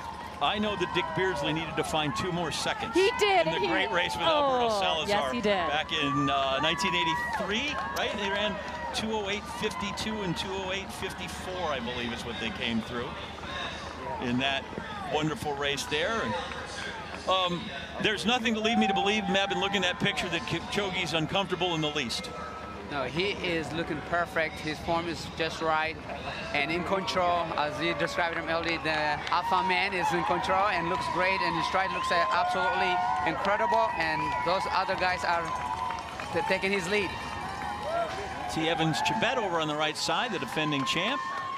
His teammate Benson Kipruto is there as well. Is there a way those two guys can work together, Meb, to try and maybe wear down Kipchoge as teammates? You know, as I was competing, those Kenyans and Ethiopians, sometimes they speak Amharic or Swahili, but the Kenyans are contingent all over there. So, yes, they will work together, but the question is when. Love that we absolutely pointed out, so you know, Eliud Kipchoge, because he's the guy you want to know, running in the States for the first time since 2014 when he won in Chicago, and he said, I am just happy to put my feet in the streets of Boston. And he has been an unbelievable ambassador for Boston since he came a little early. But this guy has been mobbed everywhere he's gone since he's been in town. He's got a phalanx of security just because everybody wants to get a look at him. Carrie. The energy that it takes, and you know, again, Meb, you are probably one of the first athletes that really did outside appearances when we were at big events. You are scheduled and scheduled and scheduled, but to know how much work goes into what Kipchoge has had to do this weekend, besides now line up and race, I mean, his schedule's been packed. I mean, his schedule is packed. I have to win the Boston Marathon to get the attention that people kind of connected with me. He didn't even start Hopkinton, and he was already mobbed. He's such an icon, a great leader, and an amazing legend for the sport, and ambassador from globally. And that's why everybody, you know, him running under 2 hours made him who he is, and people just want to get a picture or time with him. And he's coming through the Scream Tunnel with the Wellesley and all the students there at Wellesley. Yeah. I'm just letting that wash over us a little bit. It is loud, and they love it. Ed and Maria, these are your people. Well, there's a reason why it's loud, John. This is a tradition that goes back decades. We call it the Wellesley Scream Tunnel. And just listen to them. I mean, and that isn't, there's no script, there's no cue card being held up and said, scream, everyone. They just scream. This is at Wellesley College, which is right at the entrance, right on the line between Natick and Wellesley, as soon as you get into Wellesley. It's right near the halfway point. They're virtually at the halfway point of the marathon. As you just heard them pass through, it's a tunnel of noise, the hoots and hollers. The students offer high fives. I didn't see any kisses right there as they went through, but obviously this is the elite group. Wait till the other runners go through. Stand by for that. Kisses. Sometimes that's not even enough. Runners get some added inspiration from handmade signs of encouragement. The students show off it too. It's a little lifter as you hit the halfway point, guys. Meb, did you ever sneak off and get a kiss there, or did the Scream Tunnel? I did not do the kiss, but however you remember the sound of there is just a thrilling to be there and give them thumbs up, pump their chest. Is exciting, is very enthusiastic people and want to just make you want to go faster. You didn't go by and give a kiss, but my husband sure did. Charlie got in there? He did. And you're not mad, you're done. I'm not mad at him. You go for it. This is a once-in-a-lifetime deal. Chuck's a handsome man. He is. Probably had a lot of suitors along the way when he comes through there. Kipchoge right out in front, which is what the people that came to see this race want to see. Trying to add Boston to his resume to go with Tokyo, London, Berlin, Chicago. We're going to go back out to Josh, and I'm just going to hope he can hear me in this because it's loud out there. Josh? I can hear you at this point, although we're going through Wellesley Center now, just through that Scream Tunnel. The energy level was incredible. And I should point something out. You might even be able to see rain on my lens. We've got a steady drizzle right now as we're coming through here. It has not stopped these crowds from enjoying this moment and seeing this pack come through. You're all talking about how great Eliud looks. I agree with you, but I think there are 11 other runners with him who also look very strong right now. At some point, maybe he bursts ahead, but as of right now, they're all staying together. It's a great race to watch, and I should say, I think I do have the best seat in the house. John? Listen, I'd trade with you except for the rain.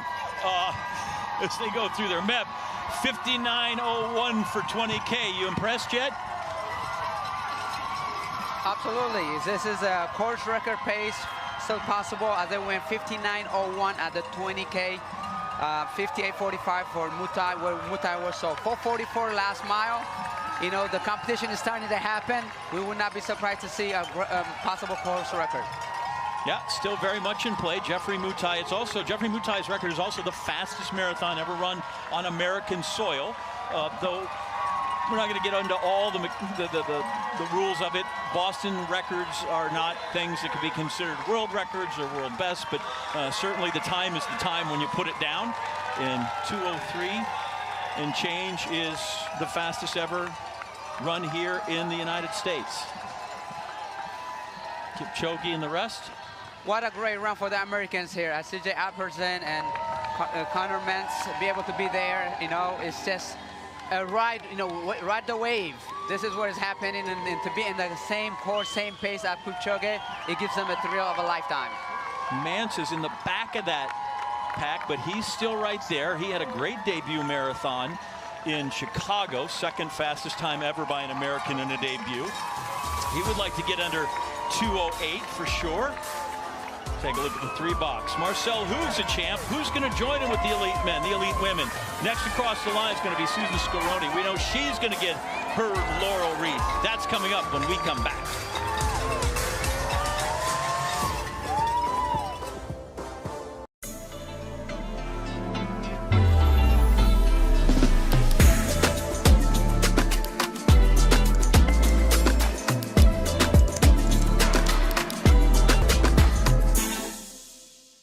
La feria suena a sevillanas, a alegría, a risas y abrazos, pero también suena a esfuerzo, compromiso, trabajo y cuidado. Una feria que suena, que casi no oyes, pero que sin ella la tuya no sería lo mismo. Tu feria, desde el alumbrado a los fuegos con Lipasán. Juntos cuidamos.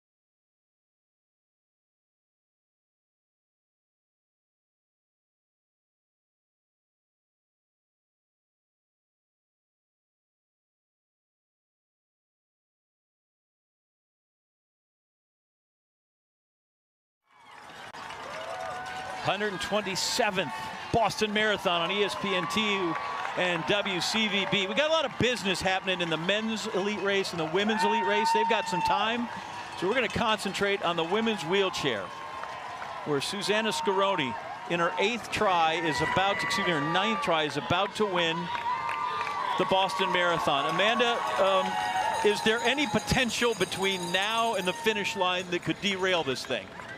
You know, she has such a gap on the rest of the field. She's up over a mile. She could slow down. She could push one-handed across the finish line, and I think that she's still got this. And this is really her strength. This is how she won her gold medal at the Tokyo Paralympic Games. She took off hard, she took off strong, and she held that gap. We were talking about how she has grit, how she loves to do this. And in the 5K on Saturday morning, she almost finished 3rd for the men's wheelchair division. She came up along the third place group of men, and they sprinted across the line to come in ahead of her. That's how fast she is. She's out there, and she really, really just wants to test herself and to test the course and see what she can do. Watching her come through. I mean, this has got to be really no stress. Because usually, Amanda, when you say I won by a mile, like that's hyperbole, right? This is a literal. She's going to win by a mile. Absolutely. And it's so funny because she texted me this morning and said, I don't know if I'm feeling it today. And clearly, she is feeling it today. She went off hard from the start. Or good Lord, if she's not feeling it. Absolutely. Who knows what she's capable of when she is feeling great. Listen, give me the difference. She was the runner-up in 2022. Like, it's only one spot from 2nd to 1st. But just the difference that is in your life and what it can mean. You know what? For someone like Susanna, who has been on this circuit for so long and has been trying to get these wins for such a long time, to win her first Boston, to win her 3rd major, this is so huge. She's going to be absolutely over the moon, especially because she didn't think she was strong enough. She didn't think she had it in her today. I mean, her career is just nothing but top 5s. And then in the last year, starting in Chicago and New York, and now here, finally that top step of the podium. Absolutely. It took her a little bit longer to break through, but when she did, she was ready. She was experienced. She knew the courses. She knew her strengths. She knew her competitors. And she's here. She is a serious force to contend with. And she'd won marathons before. She'd won in Los Angeles a couple of times. I love people in Duluth. She'd won grandmas. But this is a different level. There's a reason they call them platinum races. There is. The fields here, the level of competition that you get here is it's like no other race. And Boston is the race. All around the world, even people who don't run marathons know the Boston Marathon. So to be able to call yourself the Boston Marathon champion is huge. And here she is, all alone, by herself. Not a chance anyone else is going to catch her. She has only got a few hundred meters more. Means she's only got to pass one more Dunkin' Donuts. You can see it. You can see the smile on her face. She knows she has it. Hey, you don't need me. I'm going to let this wash over me, and I'm going to let you call your friend home as she wins the Boston Marathon. Take it. So excited to call my friend, my teammate, Susanna Scaroni, the 2023 Boston Marathon Professional Women's Wheelchair Division champion.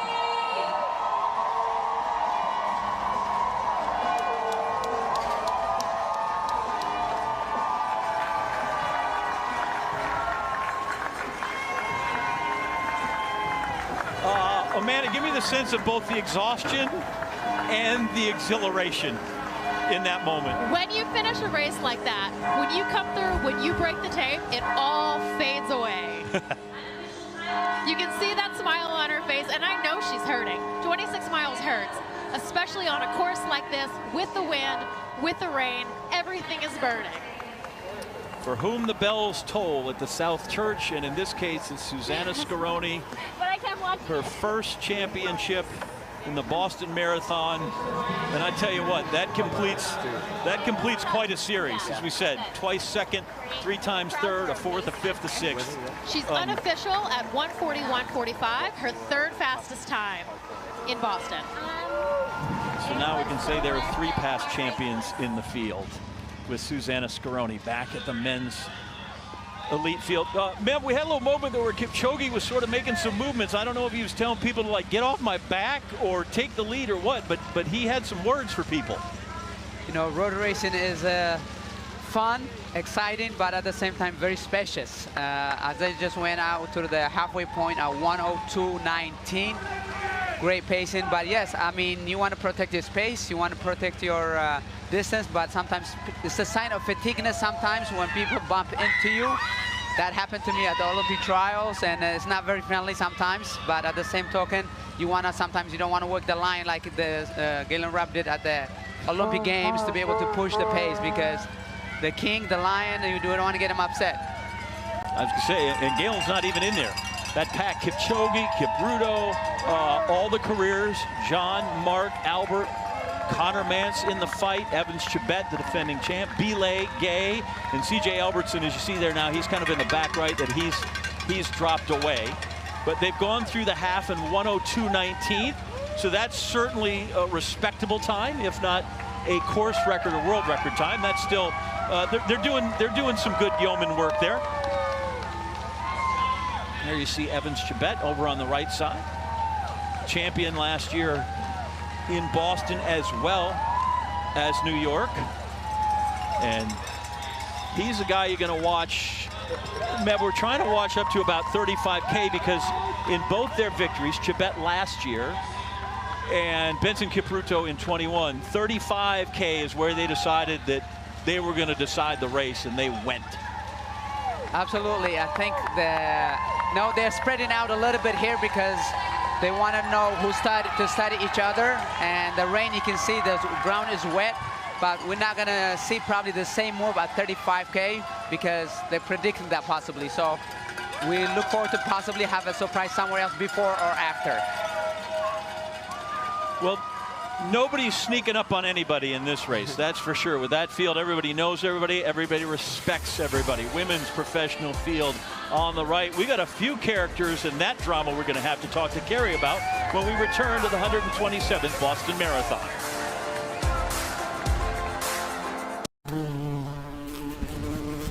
A world without us won't just mean a world without honey.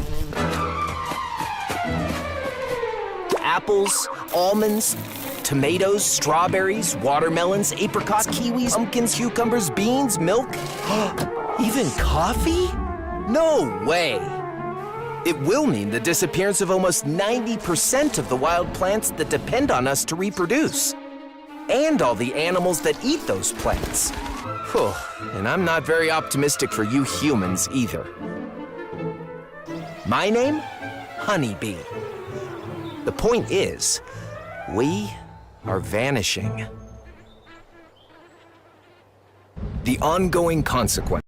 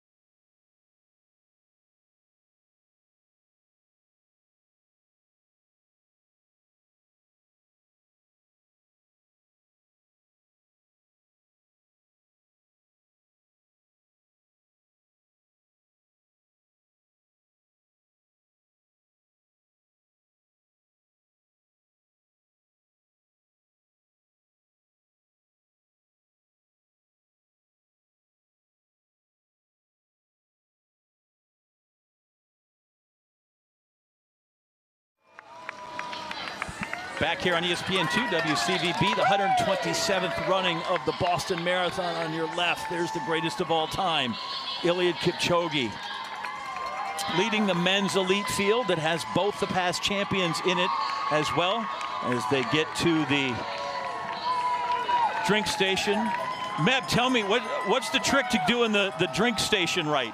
The drink station comes every 5K, and you want to be able to just grab it as soon as possible and walk away from the water station because you don't want to stumble against somebody else. But it is also a good point in time to study other competitors, their form, their mechanic, and what they're looking like. So it is a good time to make a move, otherwise, and if that happens, you have to hold on to your water as long as possible to cover the move. Got your bottles all marked and make sure they're all in the right place and nobody grabs the wrong one. You know, once happened to me, so when somebody grabbed my bottle, I have to go, hey, that's mine. So you got to have a little bit of fun with it, but you have your special drink that you train with, and you know, sometimes you have gel inside there or electrolyte to help you get to the finish line as strong as possible. I went through the last 5K section, 15:03, so that's fairly, you know, nothing spectacular right there. That's, again, that just leads you to believe that they are racing, and those who are fit can keep up, and those that maybe don't quite have that same level will fall off. But nobody's surged there to see if they can bury anybody. It's not a surge to the finish line, but you can see that the group is getting narrower and narrower. There's about 6 or 7 left, and now it's getting down to the 5 people, and then hopefully podium and for victory. So the strategy and tactics are very important at this point.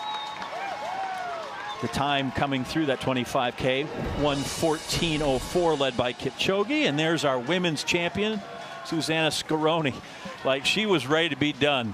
You notice she put the brakes on and like, here I am. And now she's had time to gather her composure, gather her breath, and we go down to the champ with Sage Steele. Yes, I am honored, John, to be with the champ right now. By the way, your friend, your teammate, Amanda McGrory, on the call with us. I think she was getting emotional as she saw this happen for you. Where did your emotions come from right now as you sit here and try to absorb all of this? Yeah, I mean, I have come to Boston ever since 2012, and it's been one of my all-time favorite courses. I really love hilly courses. And today, you know, we had an amazing field. The course itself challenged me, the rain challenged me, and the crowds, like I've learned whether you're in the first or last place, the crowds here are rain and shine, always there to support you. And I just felt so lifted up by that, and wanted to give it my all, like always. I'm just really proud of that, and proud to race with such a strong field of women who, a lot of whom have, you know, helped me get to where I am, including Amanda. So thank you, yeah. Yeah, interesting, of course. We are watching closely as you pull over and you pull out your toolkit. And everyone here was holding their collective breaths. What was going on and what was going through your mind when you were trying to fix it? Yeah, so this course was pretty bumpy, and what that can mean sometimes is my axle can come a little bit loose, and so it did, unfortunately. But I carried an Allen key, and I just, you know, pulled over, tightened up as quickly as I could, and just, I didn't see anyone behind me, so I was like, well, maybe I can maintain the gap. Was your heart racing during that moment, like because you had to stop? I was super disappointed, but at the same time, I'm so happy I had an Allen key. I've done marathons where I didn't, and so I have learned throughout my years to carry everything you need. And so I just want to, you know, try to keep a gap, but I knew that I had lost a lot of ground from that. Finally, you said you've been coming here since 2012. 3 third-place finishes, runner-up last year, and now this. You did it. What's your biggest takeaway after all these years of trying and now doing it? I really think, and this went through my mind today, you know, regardless of what you're experiencing that day, some setbacks you can have, it's a privilege to be out here. And I learned, you know, after taking a year where I couldn't race, I'm so happy just to get to be here and the opportunity we have to do this sport and to inspire others. And I try to soak in each moment of that now. You did it, and as our friend John Anderson said, I mean, you literally won by a mile. Like, you demolished the course in the competition, and it is really awesome to see. Congratulations, Susanna Speroni, the champion here at Boston, finally. Thanks. Thank you. Thank you, Sage. And now, just a side note, 7 more, and she'll match Jean Driscoll for the most all-time in the women's wheelchair event. But we'll get to that later. One by one. There you go. 16th mile, a little downhill. Meb, they peel off a little something, 4:23. 4:23. That's pretty fast, but I think the course record is slipping as well. But I think here the biggest challenge of the hills are coming, and the group just got narrower and smaller.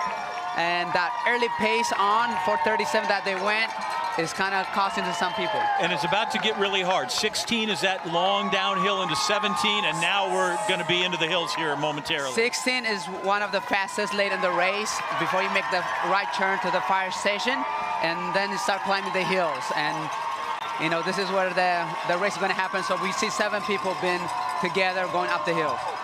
And then over on the women's side, Carrie, we still got quite a pack. I like that Helen O'Beary's there. We're kind of waiting for her. And Bates from the U.S. Hello, Emma. Yeah, and Emma's right there. And you know what I loved is they went through that last water station, and everyone still grabbed it. It is humid, but it is wet, as you can see, and it's cool. So you got to make sure that you're still fueling, and that's the one thing with Helen O'Beary that she maybe didn't quite get in her first marathon in New York City that she's trying to do here. Let's bring in Naoko Funiyama, because quite frankly, if you're out there in the lead moto, Naoko, and it's raining, I feel like the whole world's a water station to you right now. Yeah, it's fine. right, man. This is great running weather, John. I mean, honestly, these runners have such great posture, especially coming into Natick Center, and you got the, you know, the big cheer starting to happen. You hit the Wellesley College Scream Tunnel. Now we're in Wellesley Center, and you can tell that the runners are so motivated by the cheers because you can see they're starting to kick a little bit stronger. I love the fact that Emma Bass was a little bit behind this lead pack for a little while, but then right before the Scream Tunnel, she kind of joined in with that lead pack. A couple of runners told me that they don't like to be too far from the lead pack because they want that initial surge of cheers, the loud cheers that comes because it's such a huge motivator. So the runners are looking really good at this point in the race. The rain doesn't bother them at all, John. Rain doesn't bother them. Carrie, at what point then does it bother them, or is it just a nuisance, or how do I feel about the rain?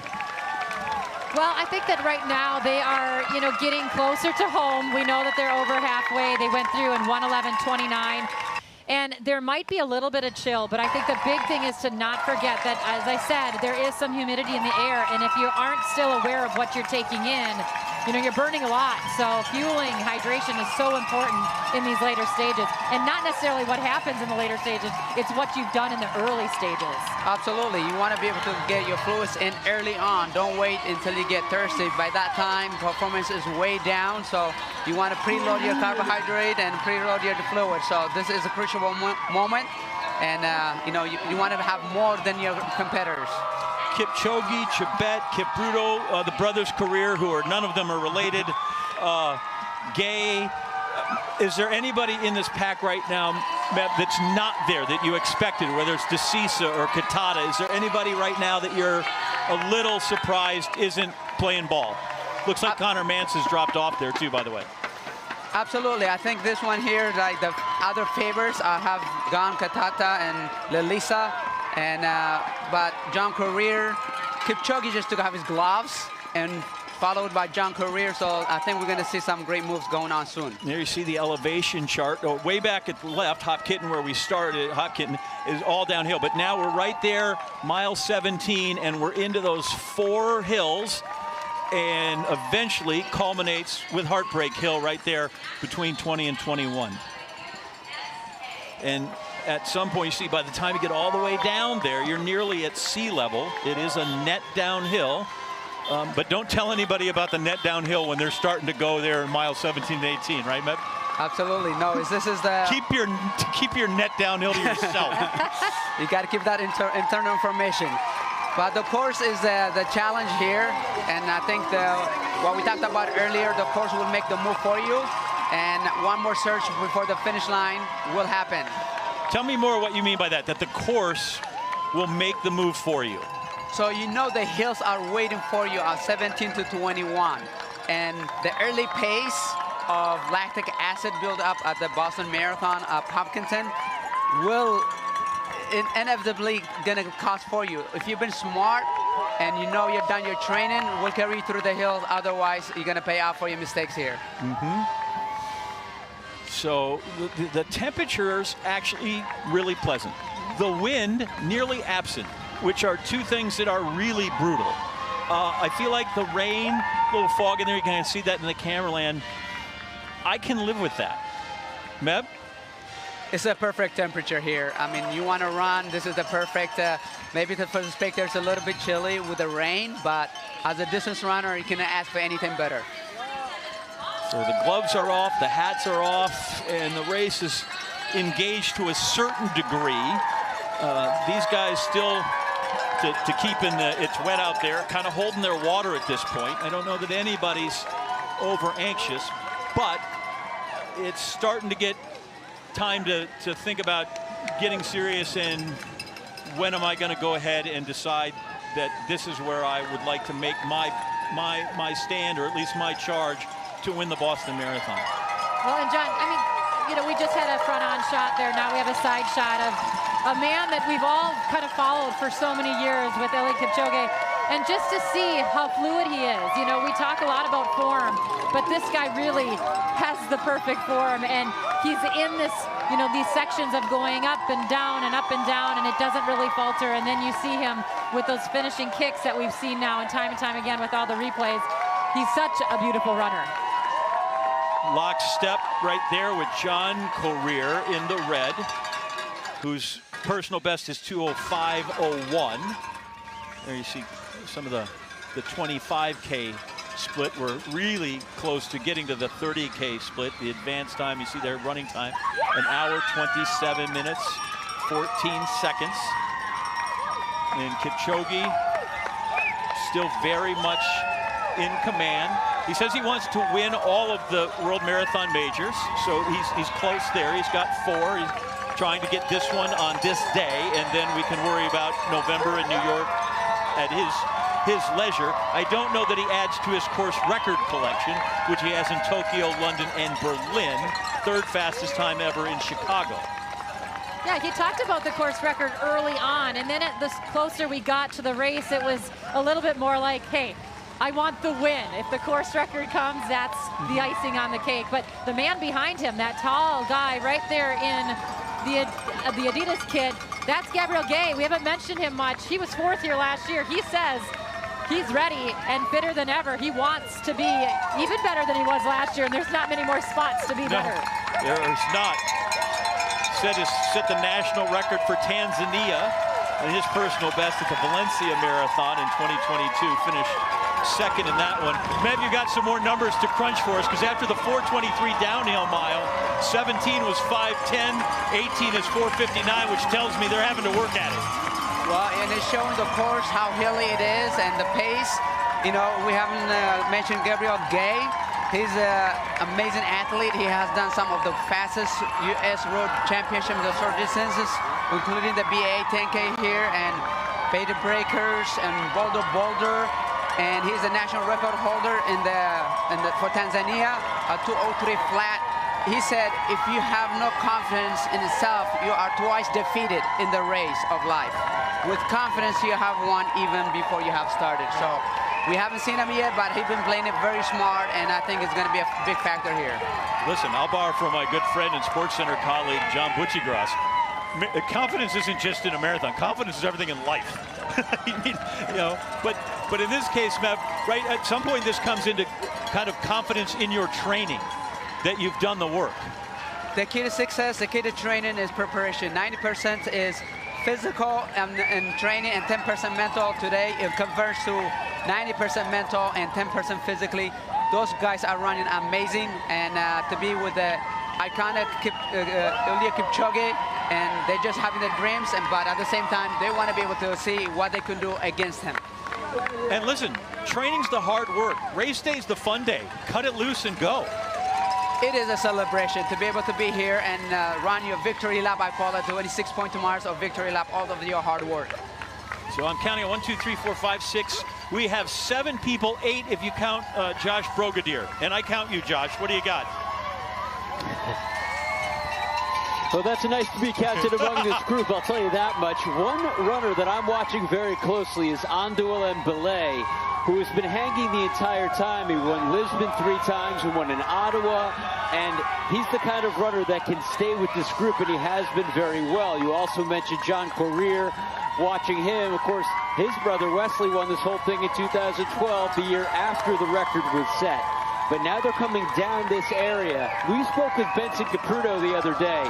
He said to me, Boston is not won on the hills, Boston is won down the hills. And we did see that pack of 12 splinter down to 7. And as we see a little bit of a surge here from Gabriel Gay as we're coming through Newton. John? I'm going to defer to Meb. This is what I just mentioned him, Gabriel Gay. He's a great short distance runner, like a 7-mile, 10Ks and whatnot. And wow, this is a breakthrough. It's still early on, but making a statement on here. He knows his way around Boston. He's been in the BAA half, and twice has finished second there. Ran there twice, finished second, in 2019, third in 2018. Won the 10K at 2018 here in the BAA, and at some point, some of these guys are going to have to make a decision. Are we going to let him go and we can reel him in, or we can stay with him and cover the move? Well, one thing that I like about Gabriel Gay, I talked to him the other day in a panel, and he loves the NBA. He likes being here in America. He also is a big fan of Ed Sheeran. I said, are you a romantic? That's what he told me was one of his favorite things to have on his playlist. But, you know, he's a great guy, and he's got a great smile, and you can tell he's got a personality that he's eager to win. He's eager to be great. And this is interesting for him to put this kind of a move on. And look at Eliud Kipchoge is off of that little pack there. It's interesting. Yep, there's Gay, and then you go back to the two past champions with Evans Chebet and Kipruto, and then there's John Courier. And listen, the last time the weather was lousy, when they were in London with the rain, that's when Eliud Kipchoge ended up 8th in that London Marathon in rainy conditions. Well, he did miss his last water bottle in that last water stop. Notice he didn't take it. He didn't take it. He went for it. He went over to the side of the table, did find it. And yeah, I mean, we still have a long race to go, but this is interesting stuff. It's certainly a crisis point that maybe we didn't expect from Kipchoge. And these are the hills. And this is, if there was a question coming in on Kipchoge, age being one of them. He's 38, although he certainly ran well just a few months ago. But part of it would be those hills. So we've got some drama with the greatest of all time here in Boston. We'll get back to it right after this break. Gay out in front.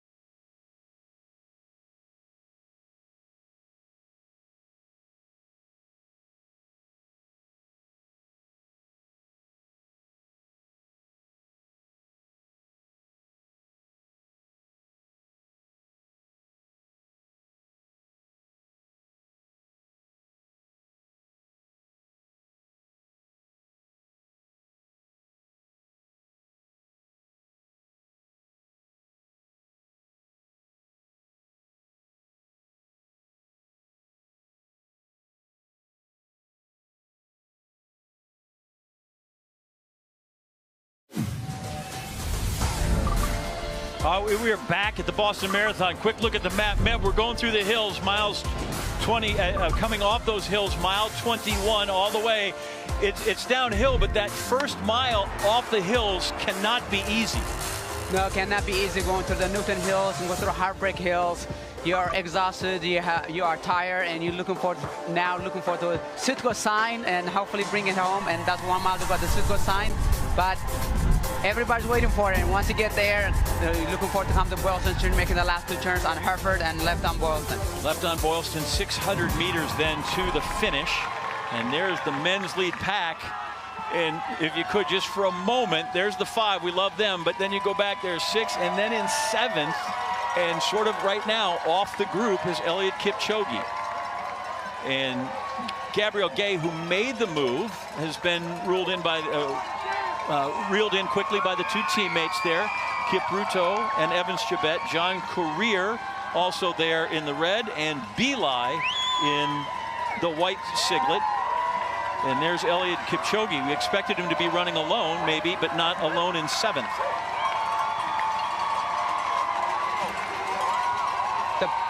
Coming to the Boston Marathon, the pressure is huge. as a former world record holder, 2:01:09, every eye is on you. So, you know, I think the pressure is getting up here now, and the competitors know how to make a big move, and they made the move when it counted at the right after the hills. Meb, how does someone with that much pressure, knowing he's run better than anyone, you know, the way he's been introduced the entire weekend, like, how does he regroup right here? Is he done? It's hard. It is very hard to regroup here. The separation has happened. You know, you just gotta get to the finish line the best you can now.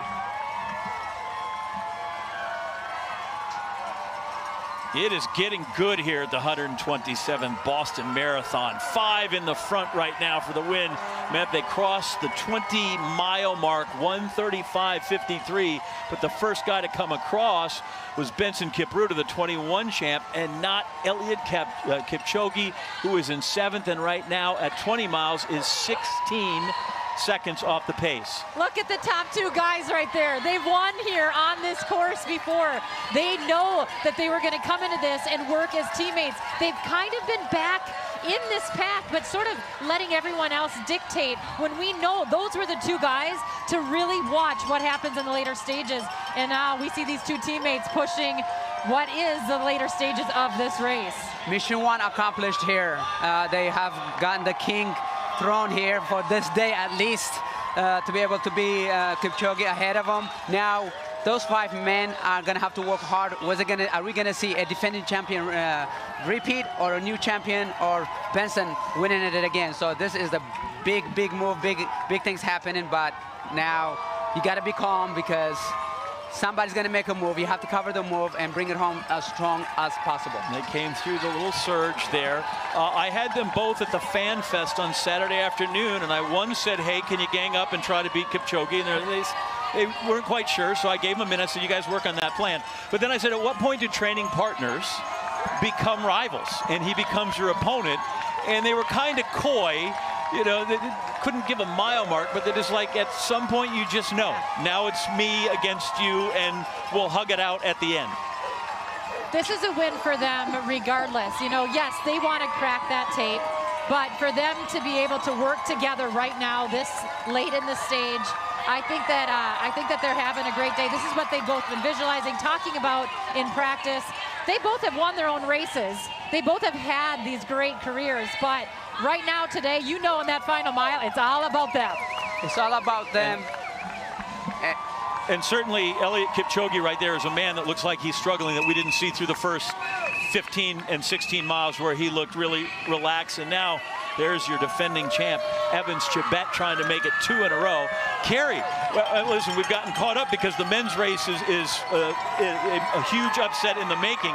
We've got a lovely and wonderful race going on over on the women's side. Look at this pack that we have. I mean, they are working their way through.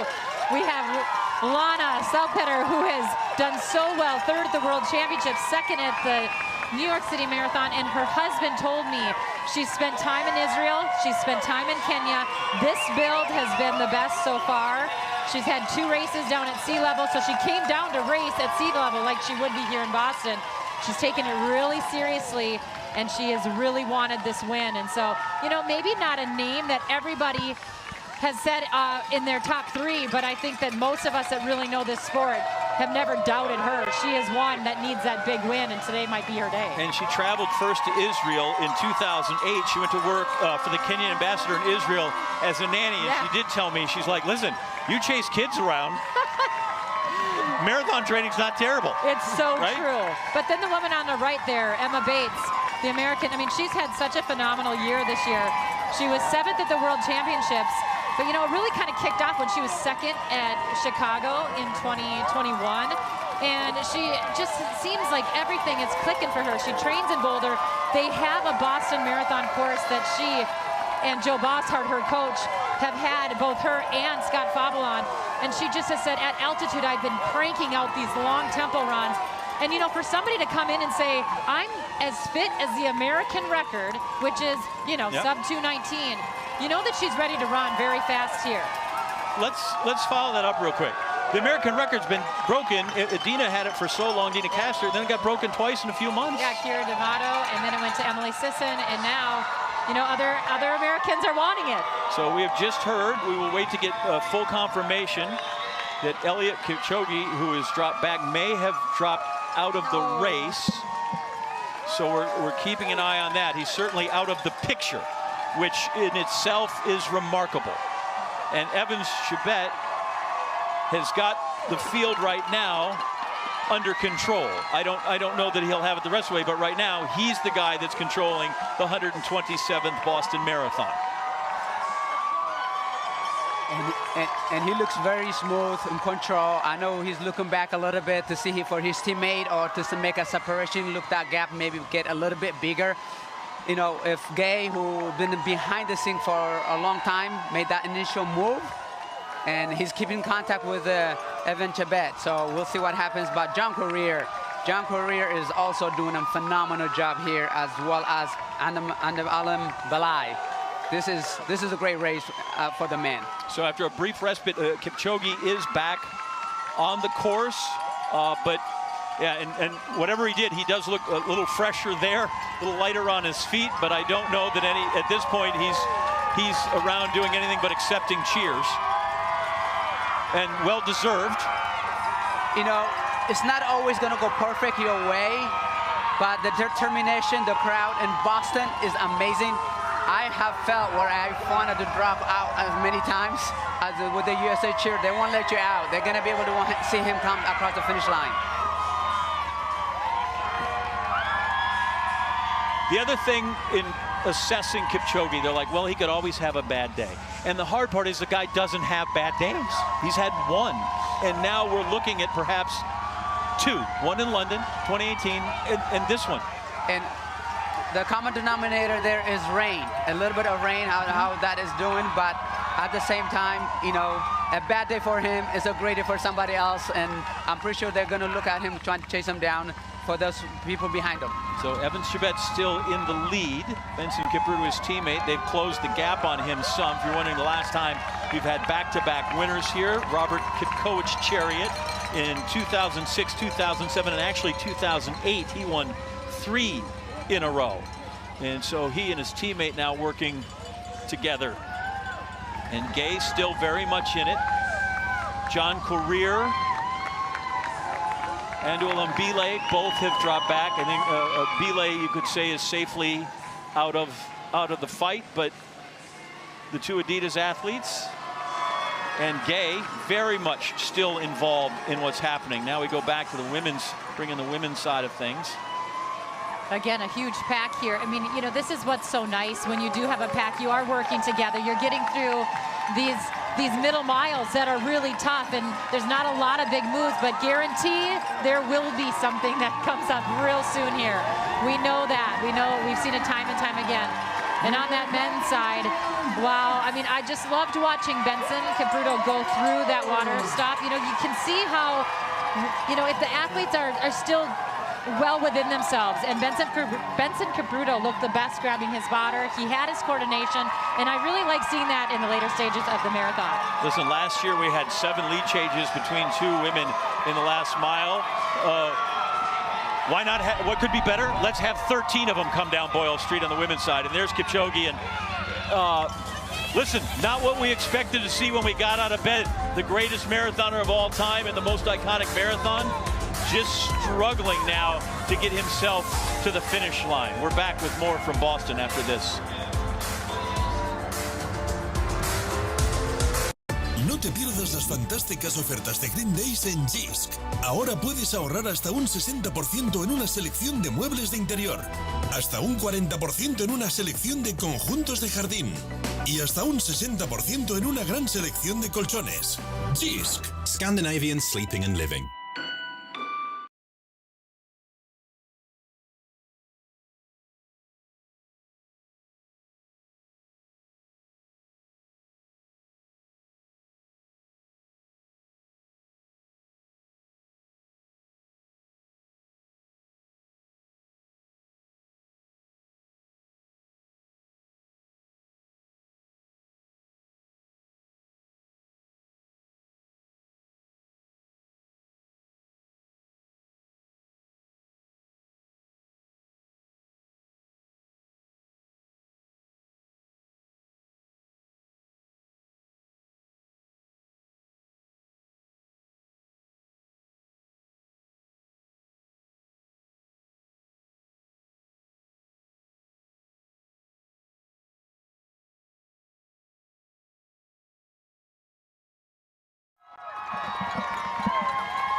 Back here, the 127th Boston Marathon, ESPN2, WCVB.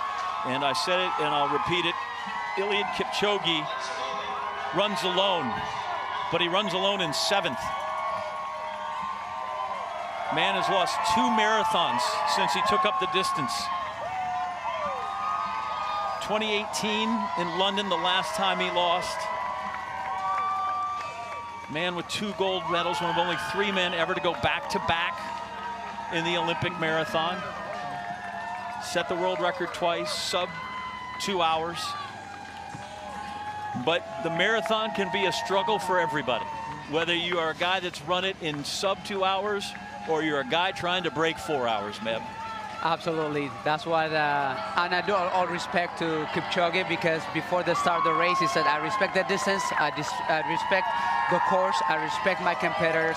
We're humans, but he has done something phenomenal that no other human has done under 2 hours. But today is not his day, and you know, you can see him coming in. The cadence is not there, but he's determined to get to that finish line. He came through at 35K, a minute and 13 seconds back, and his 5K split from 30 to 35 is 16:08, which is very un-Kipchoge-like. Listen, I think that guy, a lot of guys, Meb, a lot of guys would step off the course right here and say, it's not my day, I'm hurting, I got whatever. What keeps the guy going? What keeps you going is your upbringing. A lot of it is your upbringing. You saw some other difficult times. For him, he didn't want to say, I'm going to go course record. He just wanted to be, we'll see how Monday goes. And I've been there before, where I struggled at the Olympic Games, or I struggled in New York City Marathon, or I struggled at Boston Marathon. But somehow, some way, it is you want to do it for your team. You know, your team carried you to get to the starting line. Unless you are hurt or you have fallen down, you want to be respected at getting to the finish line. And he's not looking. Some drop out because they want to do the next payday or whatnot. But for him to be able to get connected, he's a leader. He is an ambassador for the sport, and he wants to show that even on a tough day, I want to be able to get that across the finish line. He was determined to be there.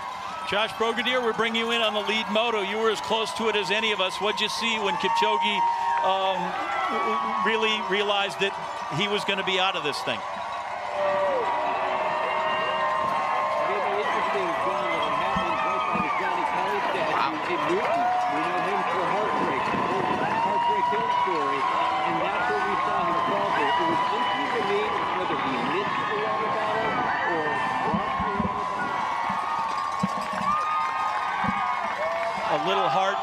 Little hard to hear Josh there. We'll try to get back to him on that.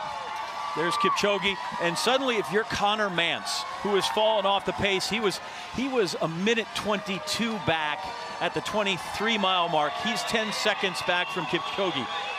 You don't think that'll drive a man to the line if you have a chance to catch him? That battle is as good for the American marathoner as it is up front here between Gabriel Gay and Evans Chibet. Let's go back and try Josh again. Sorry about that. Yeah, I was saying before, guys, I don't know if you could hear me. It looked to me like Kipchoge was trying to get a water bottle, and he didn't get it. Whether it was that he dropped it or what happened, I'm not exactly clear. But he didn't have it, and from that point on, right by Newton City Hall, as I was saying, almost coincidentally, in an area right by the Johnny Kelly statue, at the very base of some of these hills, is where he had some heartbreak. This was an event that he came here to win, and it didn't go for him today.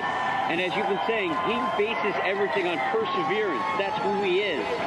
But today, it wasn't his race. And as I'm looking ahead of me right now, this looks more like a two-man race with a bit of fade right now happening with Benson Caputo. It looks like a two-man race here. I see Gabriel Gay looking very strong. And I should say that Evans Chibet, when he made that turn from Chestnut Hill Ave right over here to get onto this stretch of Beacon Street, and this became into Brookline, he looked great, and the cheering was loud. So two-man race with one a little bit further behind, but certainly not Eliud Kipchoge's day, guys.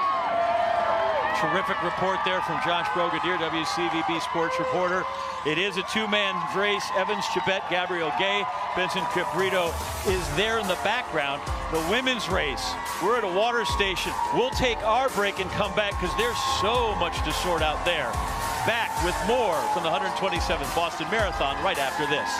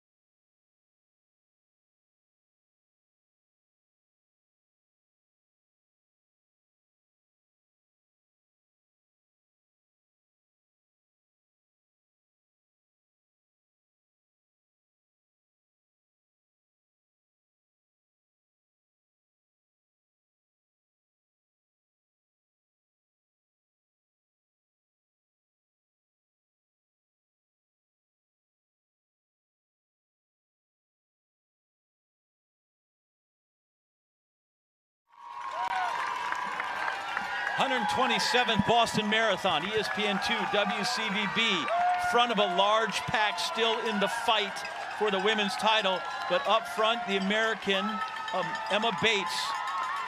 Carrie, Emma Bates, this deep into the race, still up front. Oh, I'm fired up from her, all the way from Minnesota to Boulder. You know, she trained here in Boston for a little bit, and she told me, she said, I think Boston is the perfect course for me because she has strong quads, and she'll be able to handle the pounding, and she said, I'm gonna be more aggressive than I ever have before. And we can see that she certainly is being very aggressive, leading all kinds of women that have won the World Championships. They've been third at the World Championships. They've won Olympic medals. Helen Obiri right behind her. I mean, this is a wonderful pack of women and led right here by an American, Emma Bates. Amanda McGrory, I apologize. We've gotten away from you for a little bit since the wheelchairs races have ended, but just give us the sense of what you see from your vantage point of this race on the women's side. I've just been enjoying watching, to be completely honest. This is amazing. Emma looks so strong. She looks so comfortable, and she is right up there. I'm really excited to see what she could do. A podium finish here at her Boston debut would be huge.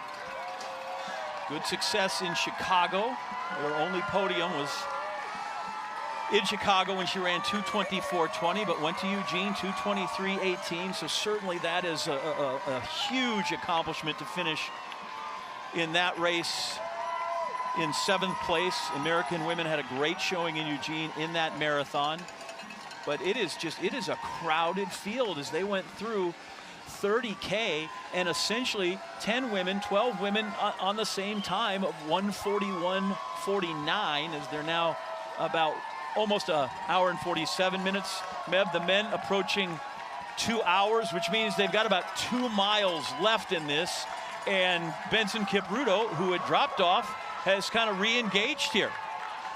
Yeah, they just went the mile 24, 4:47, and Benson, we thought he was out of it, but he's back in the game with Chebet and Gay. This is great racing with the teammates, been back on it again, and I talked to Gay this week, and he said his dream is to win the Boston Marathon, has been his dream, and he's in there right now for podium, but we'll see what happens for the last couple miles. So we have 3 for the win at this point. Looks like the podium's set. We just got to juggle out the order. Go back to look at Elliot Kipchoge and Connor Mance, who are off the pace but engaged. And this is what Josh was talking about. He went to get the water bottle and airball came up empty. So Meb, my question to you is, it's one water bottle. Is it really missing one can throw us out of whack that much? It won't throw you out of the whack one, but he might have missed other ones that we're not aware of. But at the same time, you know, it might be the crucial one when he needs it to be able to get him to the next one. But at the same time, this is you know, unfortunate it happens. It happens at the Olympic Games when Ryan Howell and myself were running, and I grabbed his and gave it to him, but I missed mine. So we try to share with others. So he is the master of mental training and visualization, right? But when things are not going well, Meb, in a race physically and mentally, like how does the GOAT of the mind and running handle it mentally? To be the GOAT or to be the defending champion when things are not going your way, it is hard because you were thinking of one thing, to defend or to win. And when that doesn't happen, mentally you're defeated and you're not even getting second place or third place. It just goes the other way around. So it is hard, but I'm so proud of him for him to hang in there, to be able to get to the finish line as the best as he is for today. He is very much a guy who says the mind controls the body. Yeah. And when you go, you do also wonder if he didn't go out and run on the course. I know he visualized, but he didn't go out and see any of that. And then, listen, the guy has just been busy since he got here, which can be difficult. So that's Kipchoge on the right. Excuse me.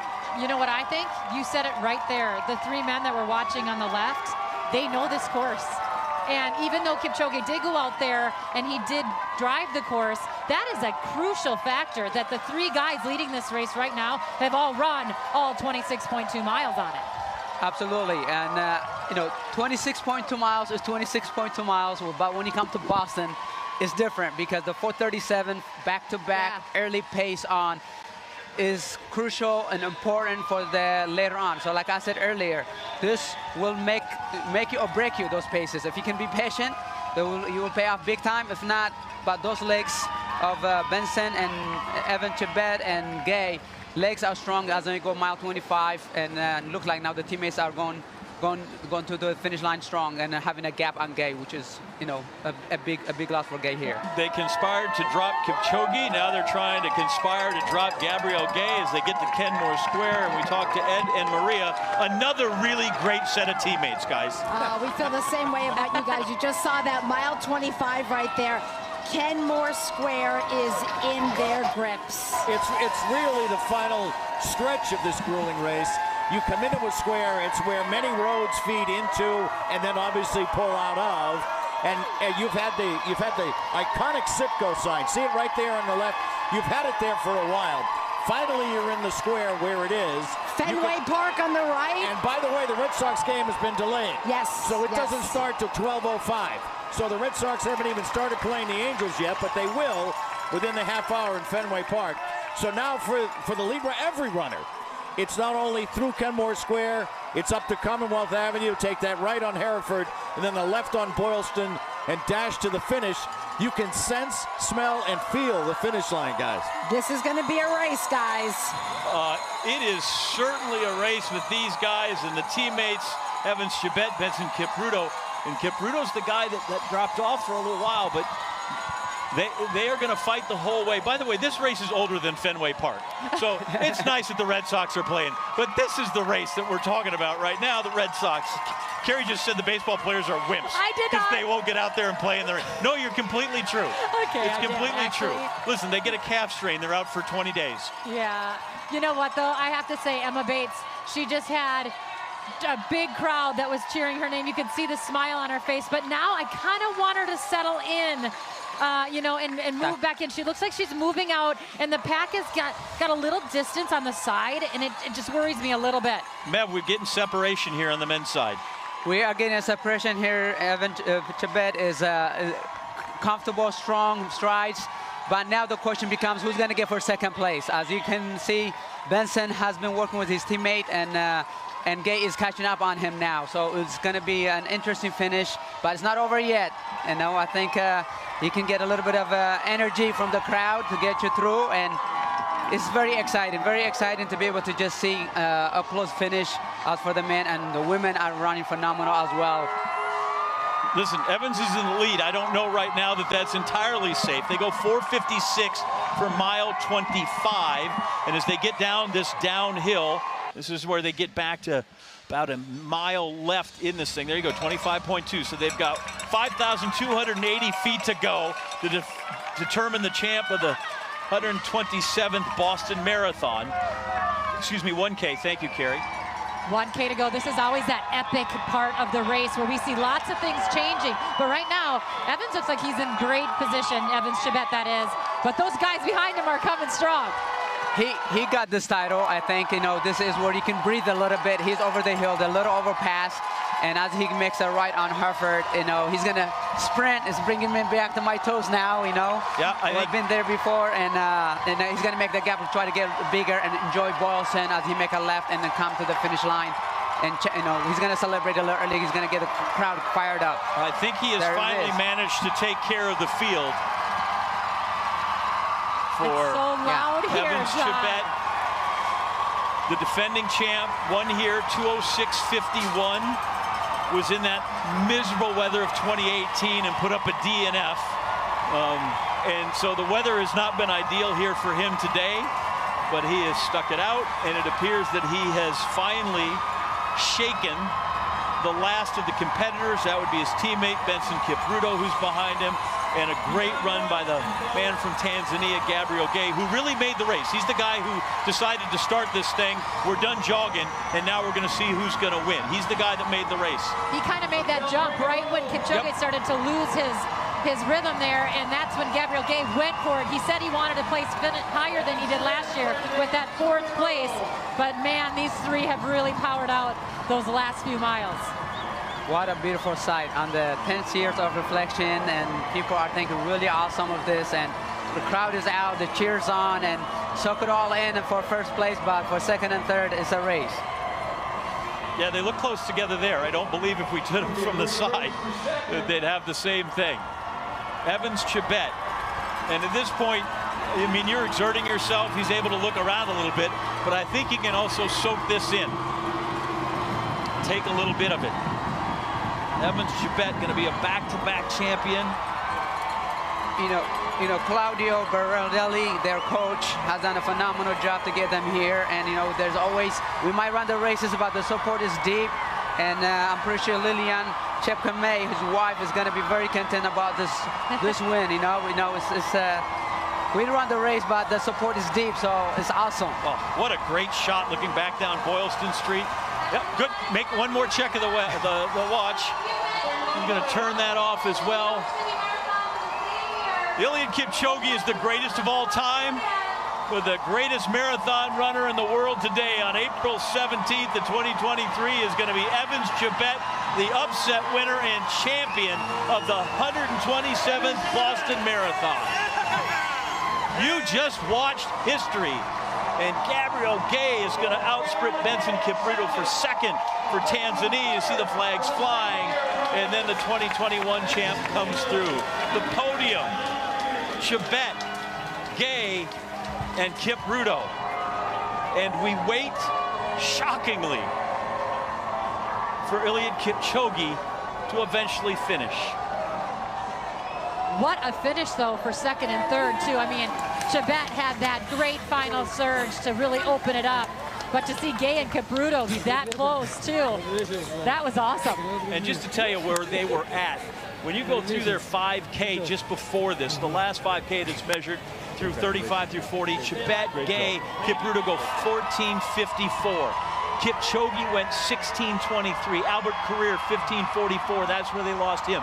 Connor Mantz goes 16:27. John Carrere, who you may recall was in the red singlet, he goes 17:16. And when it finally goes, Meb, right, it's hard when you finally know that you're no longer in that chase.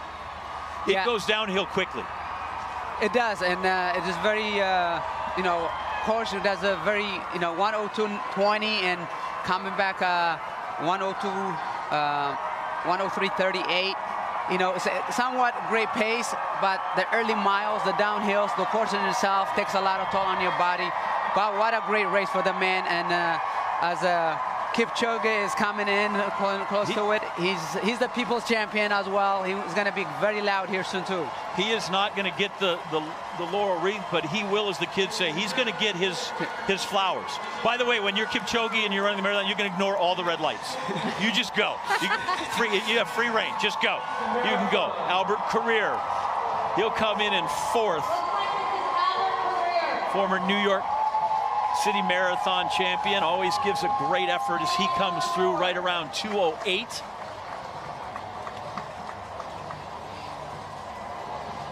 Behind him, the Moroccan Talbi. Been a really nice period of distance running with the Moroccans. Soufiane El Bakaye, who's won the steeplechase, and at this point, not exactly where he wanted, but Boylston Street in sixth place belongs to Eliud Kipchoge. You know, you learn something from every single race, and we are watching a man that has done so well, but he is human.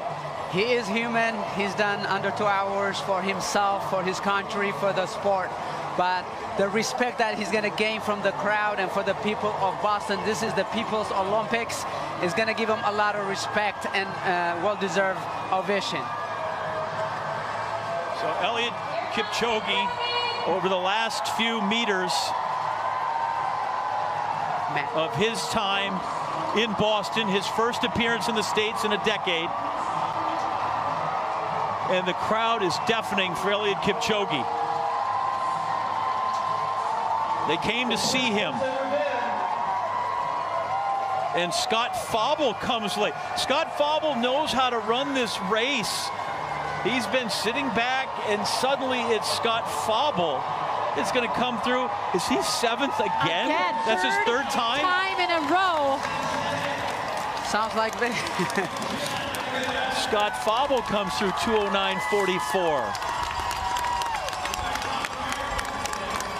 He is the third time in a row, too. That was his third time again for being first American. Yep, and he eventually caught, and you have to think that Connor Mance, those first early miles, were so fast.